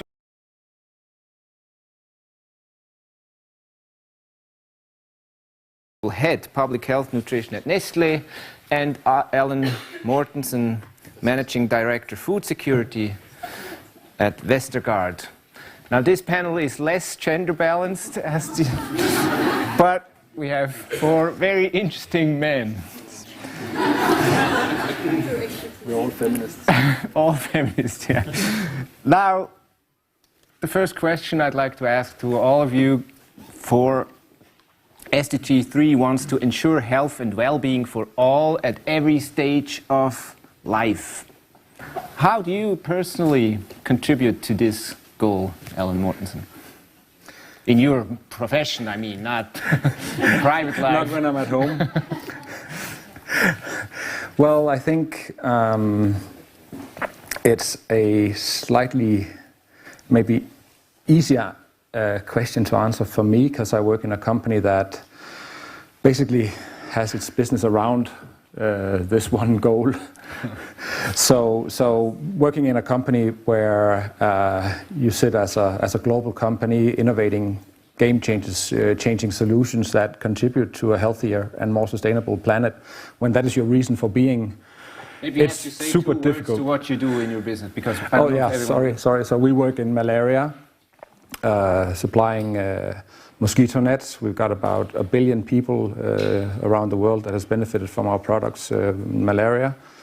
We work in water. We have a product called Life Straw that cleans dirty water, mainly in developing countries. It's also being sold in the US for outdoor people, crazy enough to drink dirty water over there. And then I had a new little department that runs food security, helping farmers to reduce their post-harvest losses. So yeah, sorry for not introducing that first. No, that's fine. Thank you. But yeah, so My job to have. so I guess everything I do evolves around that in my professional life. I don't basically do anything else than that. So it's a bit easy to answer, I guess. You do no harm, but we get back to that. Michael Fürst, how about you? Novartis? You know, I think when I remember the statistics right, the life expectancy at the beginning of the 2000s increased 5 years at the global level. And this is surely not because of corporate responsibility. Let's be clear about that. That's because we have colleagues that are doing fantastic things in research, developing very unique and powerful new medicines, very innovative things. And then we have commercial colleagues on the ground working with private sector, with governments to make these things available. And that's our core business. Now, one thing is clear, this core business is limited in terms of the patient groups that we are addressing with that business. That's more the affluent part of the global income population. And here our role, or my role, comes in. I'm working with the business to expand into other patient, socioeconomic patient segments, and work with them to develop new business models, to help them to implement those. And that's my contribution, so to say, to the Sustainable Development Goals. But I want to put this, and I want to see this in the context of what Novartis is doing overall and what the other 120,000 people in this company are doing, because that's, of course, of high relevance when we talk about SDG and health in more general terms. Thank you. Kaspar Ries, you as a researcher, do you do anything for this in order to achieve this goal? No, I do nothing. That's the reason. No, I must admit I have a little bit of double hat. One part being a researcher at an academic institution, where personally I'm mainly dealing with questions related to human resource development, so questions about health workforce. And by the way, just to make a link to the first panel and also to what was said at the very beginning, I think we often forget a little bit let's say, the health sector as one of those sectors which considerably contributes to the creation of new job opportunities. It's at the end one of those sectors in nearly all of the countries of the world where growth is highest and where the most new employment has been created. So there is also a strong societal value in that. So that's, but basically in academic part, questions about human resource development in the health sector. But then I have also another hat where we act as a mandator for many different governments, like the Swiss government, but also the government of Germany and the UK, in implementing health sector support projects, mainly in middle and lower income countries. So assisting those countries in making it possible that the population has better access to health services with administering public money. So what is development aid? So in that sense I have a double hat. And I hope I make here my substantial contribution to move on the SDGs agenda forward. Okay, thank you. Jörg Spieldenner, you're a food company. A food company, so... What does that have to do with health? Enhancing the quality of life and contributing to a healthier future. So that's the purpose of Nestlé. So Nestlé is a food company, but with a very clear purpose. We do not define ourselves as a food company, but as a company who wants to prepare and make the food and provide nutrition so that the world can profit in a better place. My personal contribution, I think that's different from a business, also to NGOs or to academia. Business sets targets and business fulfills these targets and is measured against the targets. I think that's a profound difference. So we said that by 2016 we want to provide 200 billion servings of fortified foods. Fortified food means that is food that is enriched with vitamins and minerals. We have achieved the target by 202 billion servings. So in West Africa we provide 65 billion servings of fortified cubes, therefore contributing to public health. And I have a privilege that I'm going to be responsible for the research and development community to develop new technologies, new ways of doing that in order to access, similar to what Michael said, in order to get to the lower socioeconomic classes. But how do we have to imagine your positions within your companies? Are you sustainability freaks, or is this really in the core, in the center of the company, as we always hear, but is it actually there? Nestle does not believe in the approach of corporate social responsibility. Nestle follows the principle of creating shared value. So you have to have value for the shareholder, which is important because we're a company, but also to have and to create value for the society. So that is ingrained in the action. And when you look at our annual report and at our new purpose, we have defined that according to the SDGs. So the SDGs is actually the starting point where we have said we want to change the life for the individuals and families, for the communities and for the planet, with clear indicators, clear actions and forward-looking commitments where the external world can actually monitor Nestle if it fulfills its targets or not. I'll give you an example from environment. Under the leadership of Nestle, by 2025, we want to have zero landfill, so we will not produce waste. This is 5 years ahead of the SDGs. And Nestle has convinced other companies in the Consumer Goods Forum, which is a forum of all consumer goods producing companies, to go ahead with these targets. So that shows you very clearly how the SDGs are going to be integrated into a company doing business. Not at all angles. And that's very clear because it's not always easy. I don't want to paint a picture that is glorious. There are also issues with that. Michael, first, how is it within Novartis? You need to ask my colleagues, but I perceive being a freak. I don't know. No, I surely have an interest in corporate responsibility and sustainability. That's something I can say with a lot of confidence. And I believe that's also recognized by my colleagues, and they appreciate this because I don't have the impression that I'm coming from a position of a moral high ground and I have to push and convince them all the time what is morally good or what is morally bad. They know this quite well. But I think we have to find ways in the company to work in an environment which is very performance-oriented, which is working against economic targets, to integrate these social targets and objectives that are also mirrored in the Sustainable Development Goals in a way that our business colleagues can work against those too. Now you can call this shared value or you can find other terminology. At the end of the day, that's not important, but that's the work we are doing. So we are really trying to support them in this journey to embrace these kind of goals and to make them part of their daily endeavor. And that's definitely not easy. That's a quite difficult thing. You need to understand business, otherwise you can't work with them. You know, if you don't understand business, but you try to persuade them to embrace sustainability targets, then you are perceived as a freak, which is not a good starting position. So that's the kind of work we are doing. It's really helping them and supporting them wherever we can. Alan Mortensen, isn't the fact that your company focuses on exactly what you just described proof? Freaks. Are you freaks, or are you the proof that other companies just don't focus on sustainability? Well, I don't think we are all freaks. There are certainly some freaks in my company, no doubt about that. But I think when you evolve your business around doing business and doing good, and agree with everybody working in the company that it's not mutually exclusive, then you have a good starting point. Like Premier League sitting here next to us, company-wise, they do the same. They have decided to centralize a lot, and they have decided to run projects in these countries where it really matters. We have decided to only innovate for that area. And then if the technology works in Switzerland, we will also sell it in Switzerland. But that will always be with the aim of bringing stuff back to where we think it makes most sense. So in that case, we could be seen as some sort of freak, I guess.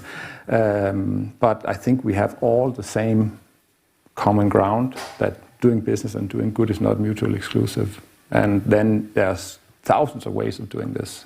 But we are all struggling somehow, I guess, to find those measurable indicators that our whole organization can work towards. Like, okay, we made this profit. Yes, well done. Well, did we save this amount of people, or was this because they just got richer? Or was this because of your food or our clean water or some great medicine? You know, it's much, much more difficult to measure those things. And as business, you know, we want things tangible. So yeah, there's no doubt that's a big challenge for any company. But it comes down to the people you employ, the people you have around you, the management, what they do, how they see the world, what their story they're telling, and how they are as people, really. That. Yeah, I think it's down to it. Caspar Wies, how do you perceive it as a researcher with your double hat? Do businesses, companies tackle the right problems concerning health? I think they play an important and vital role. But let's say, I think we must clearly recognize they are not the only player. I think there are also other players needed. I was in the first part, or also during the presentations earlier, a little bit worried that I think it's very laudable, for example, to disengage what is classically seen as development aid, and that would be the wrong message. Huh? If the private sector starts basically to fill in the gaps which are left by governments or by limited public commitment to equity or to social justice, I think that would not be the good way around. Maybe one aspect, and the other one also, I think, let's say there are certain things the private sector does very good. I think we heard examples about food fortification, drugs, we have the ACT story, we have the bed nets represented. But sometimes you need also systems. It's not only drugs that you need, or tools. Huh? There is sometimes not only a single product which gives you basically all the solutions. And I think there, obviously, also private industry will struggle more with it, building up a drug regulation system or those aspects. That's inherently more difficult sometimes than having a kind of fortified food, or you name it what it is exactly. For a system that I think is very important is the sustainability, which is very often forgotten. And I believe that sustainability you can only create if there is winners on all sides. And I think this is possible to do so. And then you get something sustainable. If programs very often are financed by donors, by governments, by states, if the priorities change, programs are going to die out. And then often what happens is the private industry jumps then in or tries to or gets the load of carrying it on. And I think that's important to have it in the design so that incentives are for everybody. When he showed Mr. Gerber showed the spider web at the beginning, how his sustainable development goals are interacting and influencing each other. When I look at the healthcare system today, in most of the countries, 98%, more than 98% of the money goes into treatment, and only 2% go into prevention, including Switzerland, including Mexico, including most of the development countries. So health equals treatment system, but health doesn't equal treatment system. Health equals, as you said, Michael, to look at the person as such. So water, access to sanitation, hygiene, the famous WASH movement, when Nestle is part of it, that's important. The food is part of it. Zero hunger contributes 50%. Hunger contributes to 50% of child mortality. So it's very, very important to see the linkage of these and to connect the dots on the spot. That the private industry, as a single industry, where we have definitely a competence in looking at hunger, you have a competence in looking at sanitation, at malaria, at water, you have a sanitation and drug treatment. So here, the coordination body would need to be put together. And I think that's a good thing, what the new WHO director wants to reinforce and to look at how to create sustainable health systems on the spot, where the private industry can play its part. But it's playing its part. But can you make business by doing prevention? I mean, it's basically saying eat less fat. No, I give you a good example. I'm provoking a little bit. I mean, the critics, yeah. The food fortification is a very good example, to put certain vitamins and certain essentially micronutrients into the food. It's a very good example of a public health measure which is well documented to be one among the most cost-effective measures. And sorry, I have a given answer for you. No, but it's your job to do that. Someone speaks very positively from academia, but it's exactly the point. And then you need to drive also the marketing, because we operate in a business model where we address ourselves directly to consumer. So if you can integrate the health message into the marketing, and the consumer is ready to buy the product for the health benefit it's going to drive, then that is good business. But look, maybe this question was a little bit directed towards the pharmaceutical sector, because it's perceived as if there would be a tension between prevention and treatment or cure. Come on, let's face it, we have a growing population. We have huge issues from a chronic disease perspective on this planet. 75% of all the deaths in terms of chronic diseases are happening in low and lower income countries. Do we really believe that if we invest in prevention that our commercial model is at stake? Come on, that's ridiculous.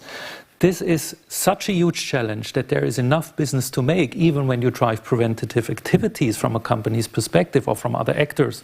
If Nestle contributes with good food to proper nutrition and proper health, this will not bite our business away so that we can close the shop tomorrow. That's not how it works, definitely not. So I believe we should have a huge interest in prevention from many different perspectives, for sure.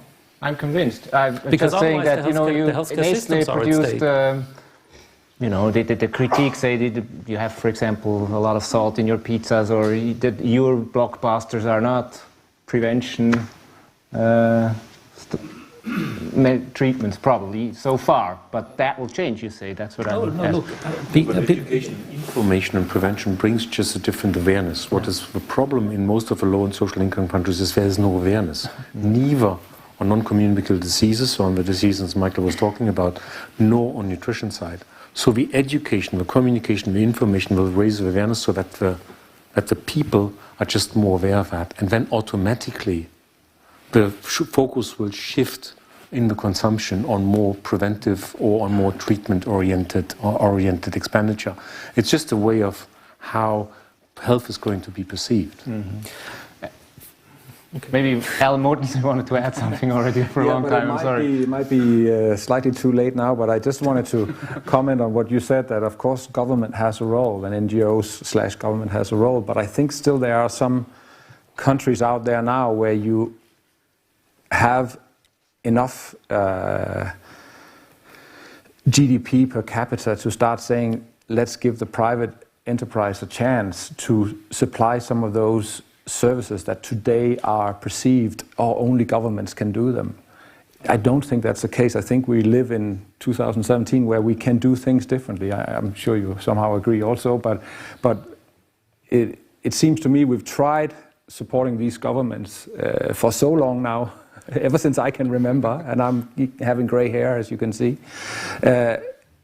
Nothing much where I can see that they can do it better than the private sector. There are, of course, regulation. There are plenty of places where they have to be in charge. But I'm still saying, I mean, these are some of these developing countries, at least, you know, that you got super entrepreneurial people who would love to run a private practice or run a private hospital or be part of any kind of things that's private compared to working for the government. But they are choosing the government because that's where the money flows. But sorry, just saying quickly, my point was different. I was not arguing that we should have the governments doing everything. My point was that, let's say, the public has a responsibility to basically to make sure that resources are available for public health and health sector interventions. Yeah.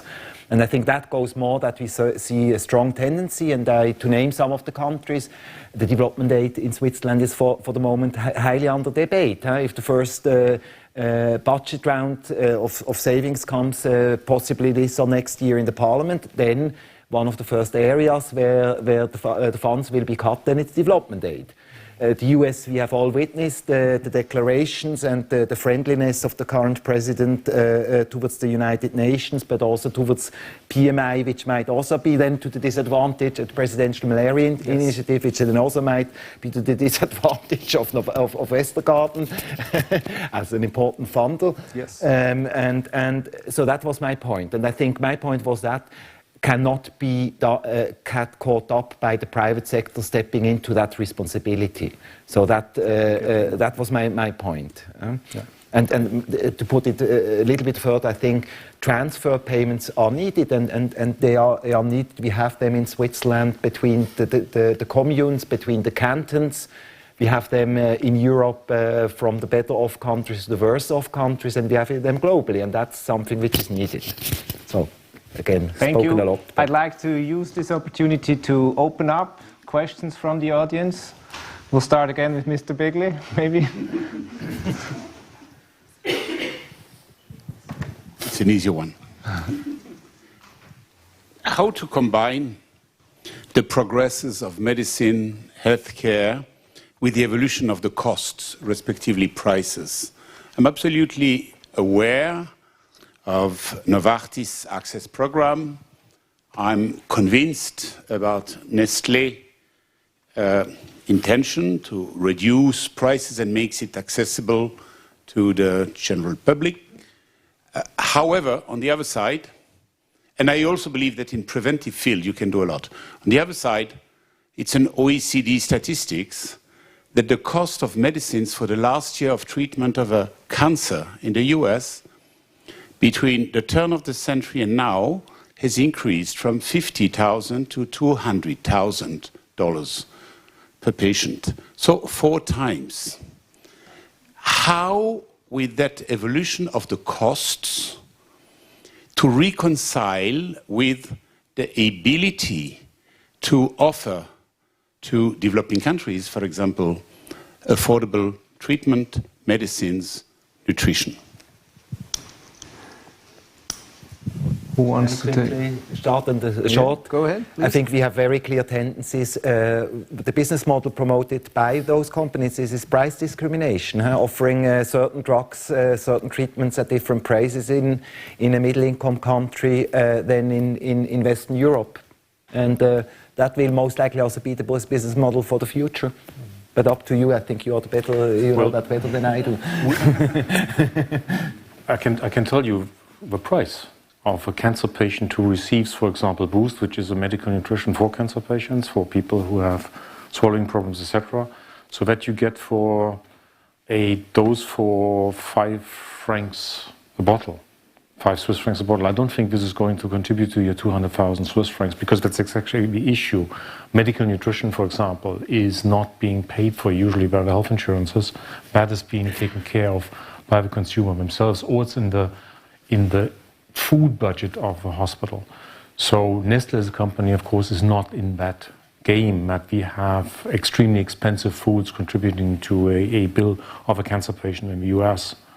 It is more the other way around. How can we make the food available for those who cannot afford it in third world country, in developing countries? That's more of an issue. And how can it get down there with, for example, alternatives ways of distribution, maybe different ways of incentives being promoted or being provided by governments, etc. This is more of an issue for Nestlé rather than looking at the high cost of last year of a cancer patient treatment. That's what we're not in. Maybe, yeah. Yeah, I think I should say something to this topic. I think so too. So true, yes. So honestly, I believe what a common pharma company of our size has to do is to deal with the topic of pricing in a very, very diverse way. There is surely not one answer how to do this well. And what we are trying to do in Novartis is really, we are trying to use a suite of portfolio of different kind of models that would allow us to address different affordability issues around the globe. And this can be something like Novartis Access, where we are providing these treatments at the price of $1 per month, including oncology treatments. You were referring to oncological treatments. That's part of this portfolio, of this package that we are selling.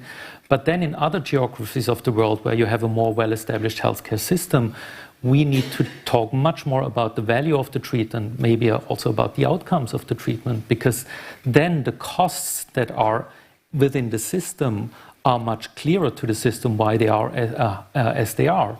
So it's much more about articulating for the value and the outcomes that we are creating at the systems level. And then I believe we have a changed conversation about the prices of medicines, honestly. But there is not one answer in terms of this is the model that we need to use. We need to use a suite, a portfolio of different instruments in order to address affordability issues. That's the main message that I believe we need to convey. Alan Morton? Yeah, just unless I'm completely wrong, but it sounds also like a lot of cross subsidies are happening, that you are making good money in the US and you're investing money elsewhere, and makes it super cheap to buy medicine where it's even more needed. And it's similar to what we do with our life store in the US and in Europe for outdoor people. We have a really tangible system where if you buy one of our products, one child in Africa gets 1 year of clean water. And we got right now about 1 million kids on this project through various campaigns we're running like this. So it's really tangible, and that's a different way of doing it. I mean, you have a much more complex business model. This is super simple, but there are so many companies out there that can decide to be green, or they can decide to do other things. There's many ways to cross-subsidy and doing business and doing good that way. So you can take something from rich Americans, if it's $250,000 or whatever you were talking about, that you can then do a project in Africa. I'm cool with that, to be honest. But maybe not Americans. Okay, thank you. There was one more question in the back. Yes?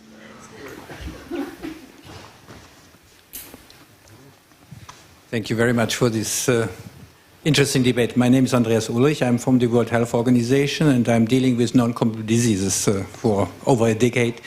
And my question is about, within this amalgam of the SDG 3, we have non-communicable diseases, and we have also, and this is less known, agreed targets and indicators for the non-communicable diseases. Among these targets, which have been agreed by member states all over the world, there are 3 targets which I think I would like to put into the discussion. Reduce the consumption of tobacco by 30%, reduce the consumption of salt, and halt the epidemic of obesity. How the panel would like to address these targets and contribute? I think that question most probably goes rather straight to Nestle.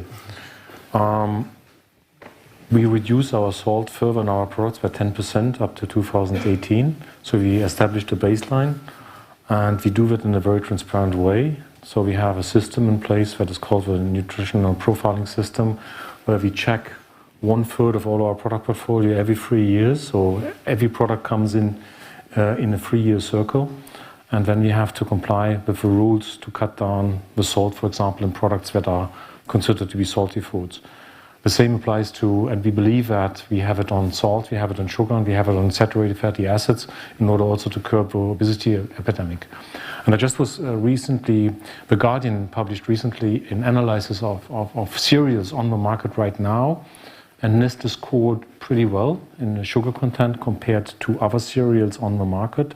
And that would be a question back also to the audience is, what would be the incentives, for example, for a company that does and goes ahead cutting down sugar, risking in some way also eventually losing consumer because taste preference, we have to invest more because sugar is not only for sweetness, it's also for bulking agents.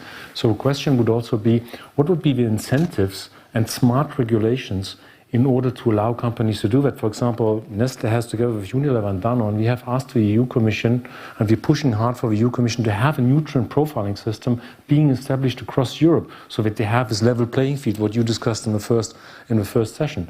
It's not going to happen. And this would be for me one of, when we talk about the SDGs and the roles and responsibilities, what I would like to give back as a company is also where are the incentives and where is the political will to do and implement these measures so that we can play face to face with all the others, in particular the small and medium-sized companies. You know, just to add a little piece, and that's clearly, of course, a main responsibility of a player like Novartis, which is in the nutritional space. But we believe that it also makes sense to think about nutritional preferences and diets in the context of most vulnerable patient populations that we are working with. So in our social business program, where we educate rural communities in some parts of the world, we also speak about healthy diets and good nutritional choices, because we know that if a chronic disease happens with them, then the impoverishing effects are, of course, specifically huge. And therefore, we say it makes sense to intervene with such an intervention there as well. Whereas, you know, in the big markets, I would say Nestle is in a much better space to address that, and it's much closer to the core business of Nestle. But where we see a need and where we have specifically to do with vulnerable patient populations, then, of course, we also bring these kind of things to the forefront and act on it. Yes?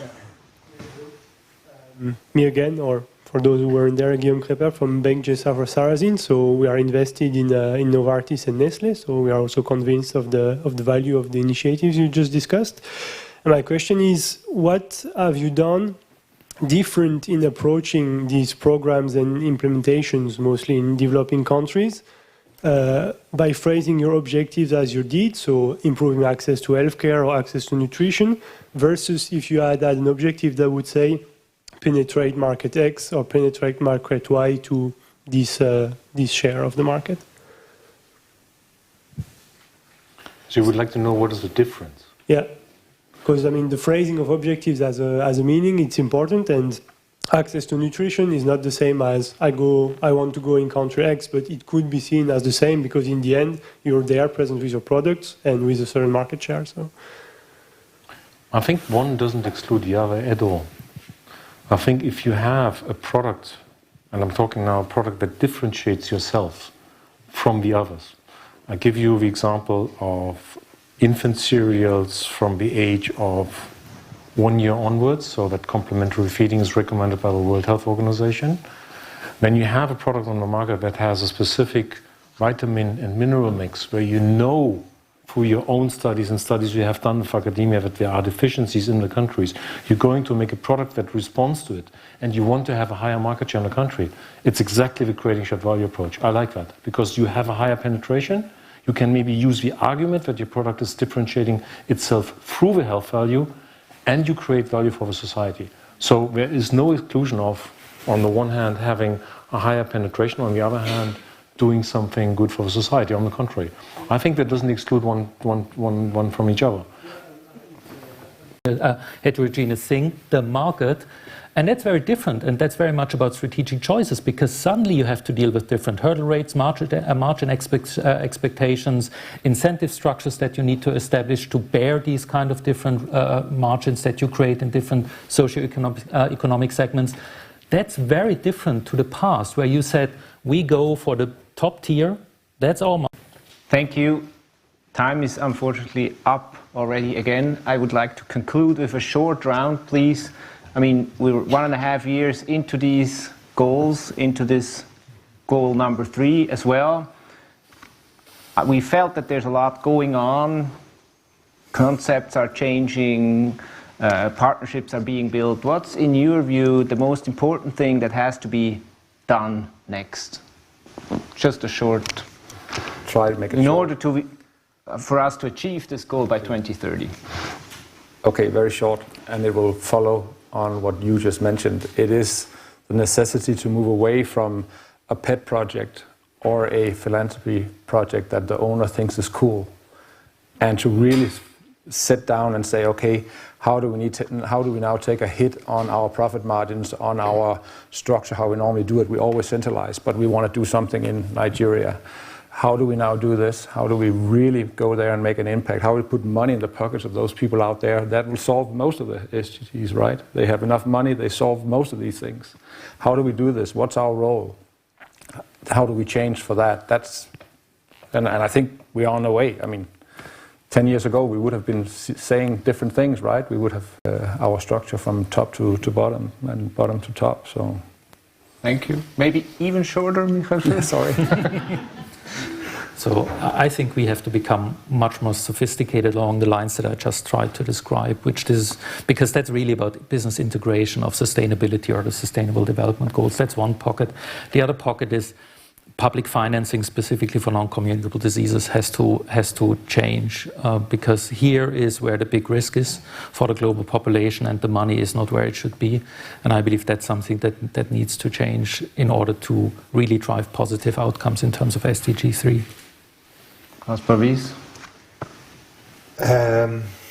First of all, the good thing about SDG 3, some countries have achieved already the targets because they are universal, and Switzerland has already done its homework. That to say a little bit, or not in all the respects, but in some respects. So in terms of mortality rates and so on.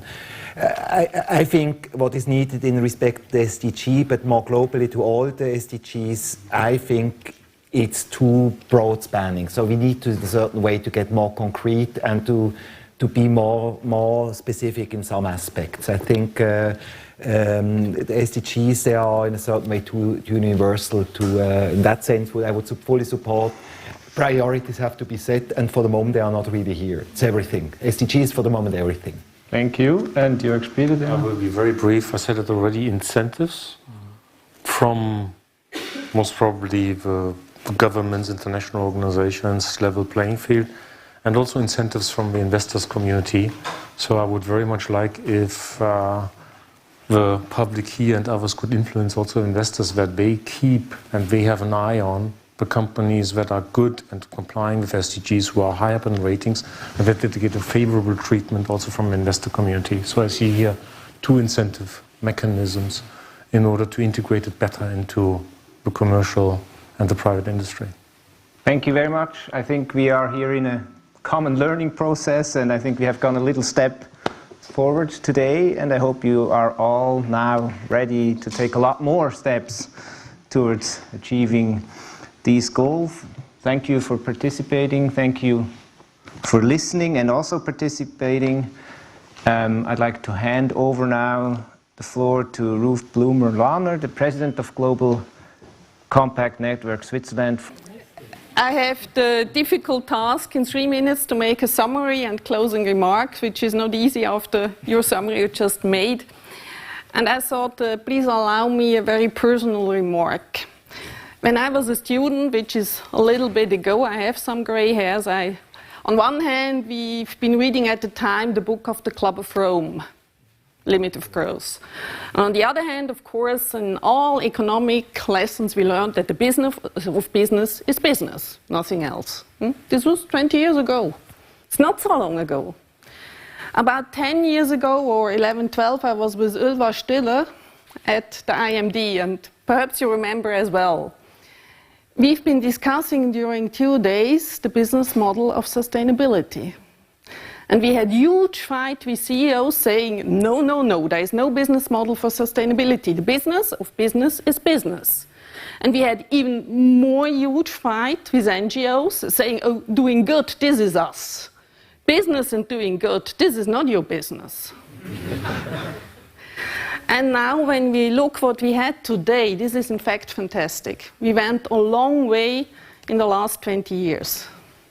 I think we can all agree on that one. Of course, we can also all agree that we still have a long way to go.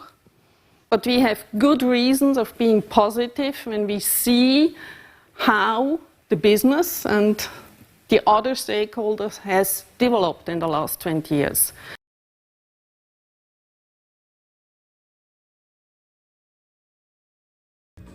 I think what was interesting about the last panel discussion was what we saw from everybody there was just how complex the issue of partnerships is. And if I had to summarize the panel, I would say it really demonstrated just how complicated this problem is and how deep the challenges go. And it really brings out the need for partnerships in really achieving SDG 17 for Swiss companies. I think it can't be underestimated. I think the take-home is that the Sustainable Development Goals are very challenging, that they have big goals and that we can only reach them if we work together, and meaning with companies, NGOs, governments and so on. And that's the only way to reach them and to educate people to know more about them and how to actually do something about it. I really think the panel discussions were really interesting. I take home the messages from the people representing the companies. I think there's still a lot to do, but on the other hand, we learned today that companies are already on a good path. And we also learned that the cooperation between governments, for instance, and company must be strengthened and leads eventually to the goal of reaching the SDGs. So I have three main key takeaways that I take from this conference. The first is that Swiss companies are really at the cutting edge of driving innovative solutions across the SDGs. And what I would say is that the ones that are achieving the greatest impact are basically embedding the SDGs in their core business. So whether it's Nestlé embedding it into nutrition products, or whether it's Vestergaard embedding it into their flasks, companies are embedding it into their core business, and that's what's driving impact. My third key message is that partnerships are key to scaling up impact and touching more consumers and more people. And the Swiss culture and the Swiss companies present here today are all at the cutting edge of driving innovative partnerships. I'm very happy that we could bring together so many people and very good specialists from different companies. And for me, the most important was we had really equality on SDG 17 and 3 on health, where we discovered new possibilities, but also lots of questions which are still to be treated. And for me, the most important finding is that we have to go on to develop together business, private sector, with public sector and civil society solutions. We have to develop them together. And we are only at the beginning of the whole thing. So after this day, I'm really motivated to go on with the work, because I see so many members of the United Nations Global Compact Network Switzerland, but also so many companies are engaged and others are very helpful, also the Swiss government, to bring forward this agenda. So for me it's clear we have to implement the SDGs more and more, and Switzerland has to play an important part in the whole thing.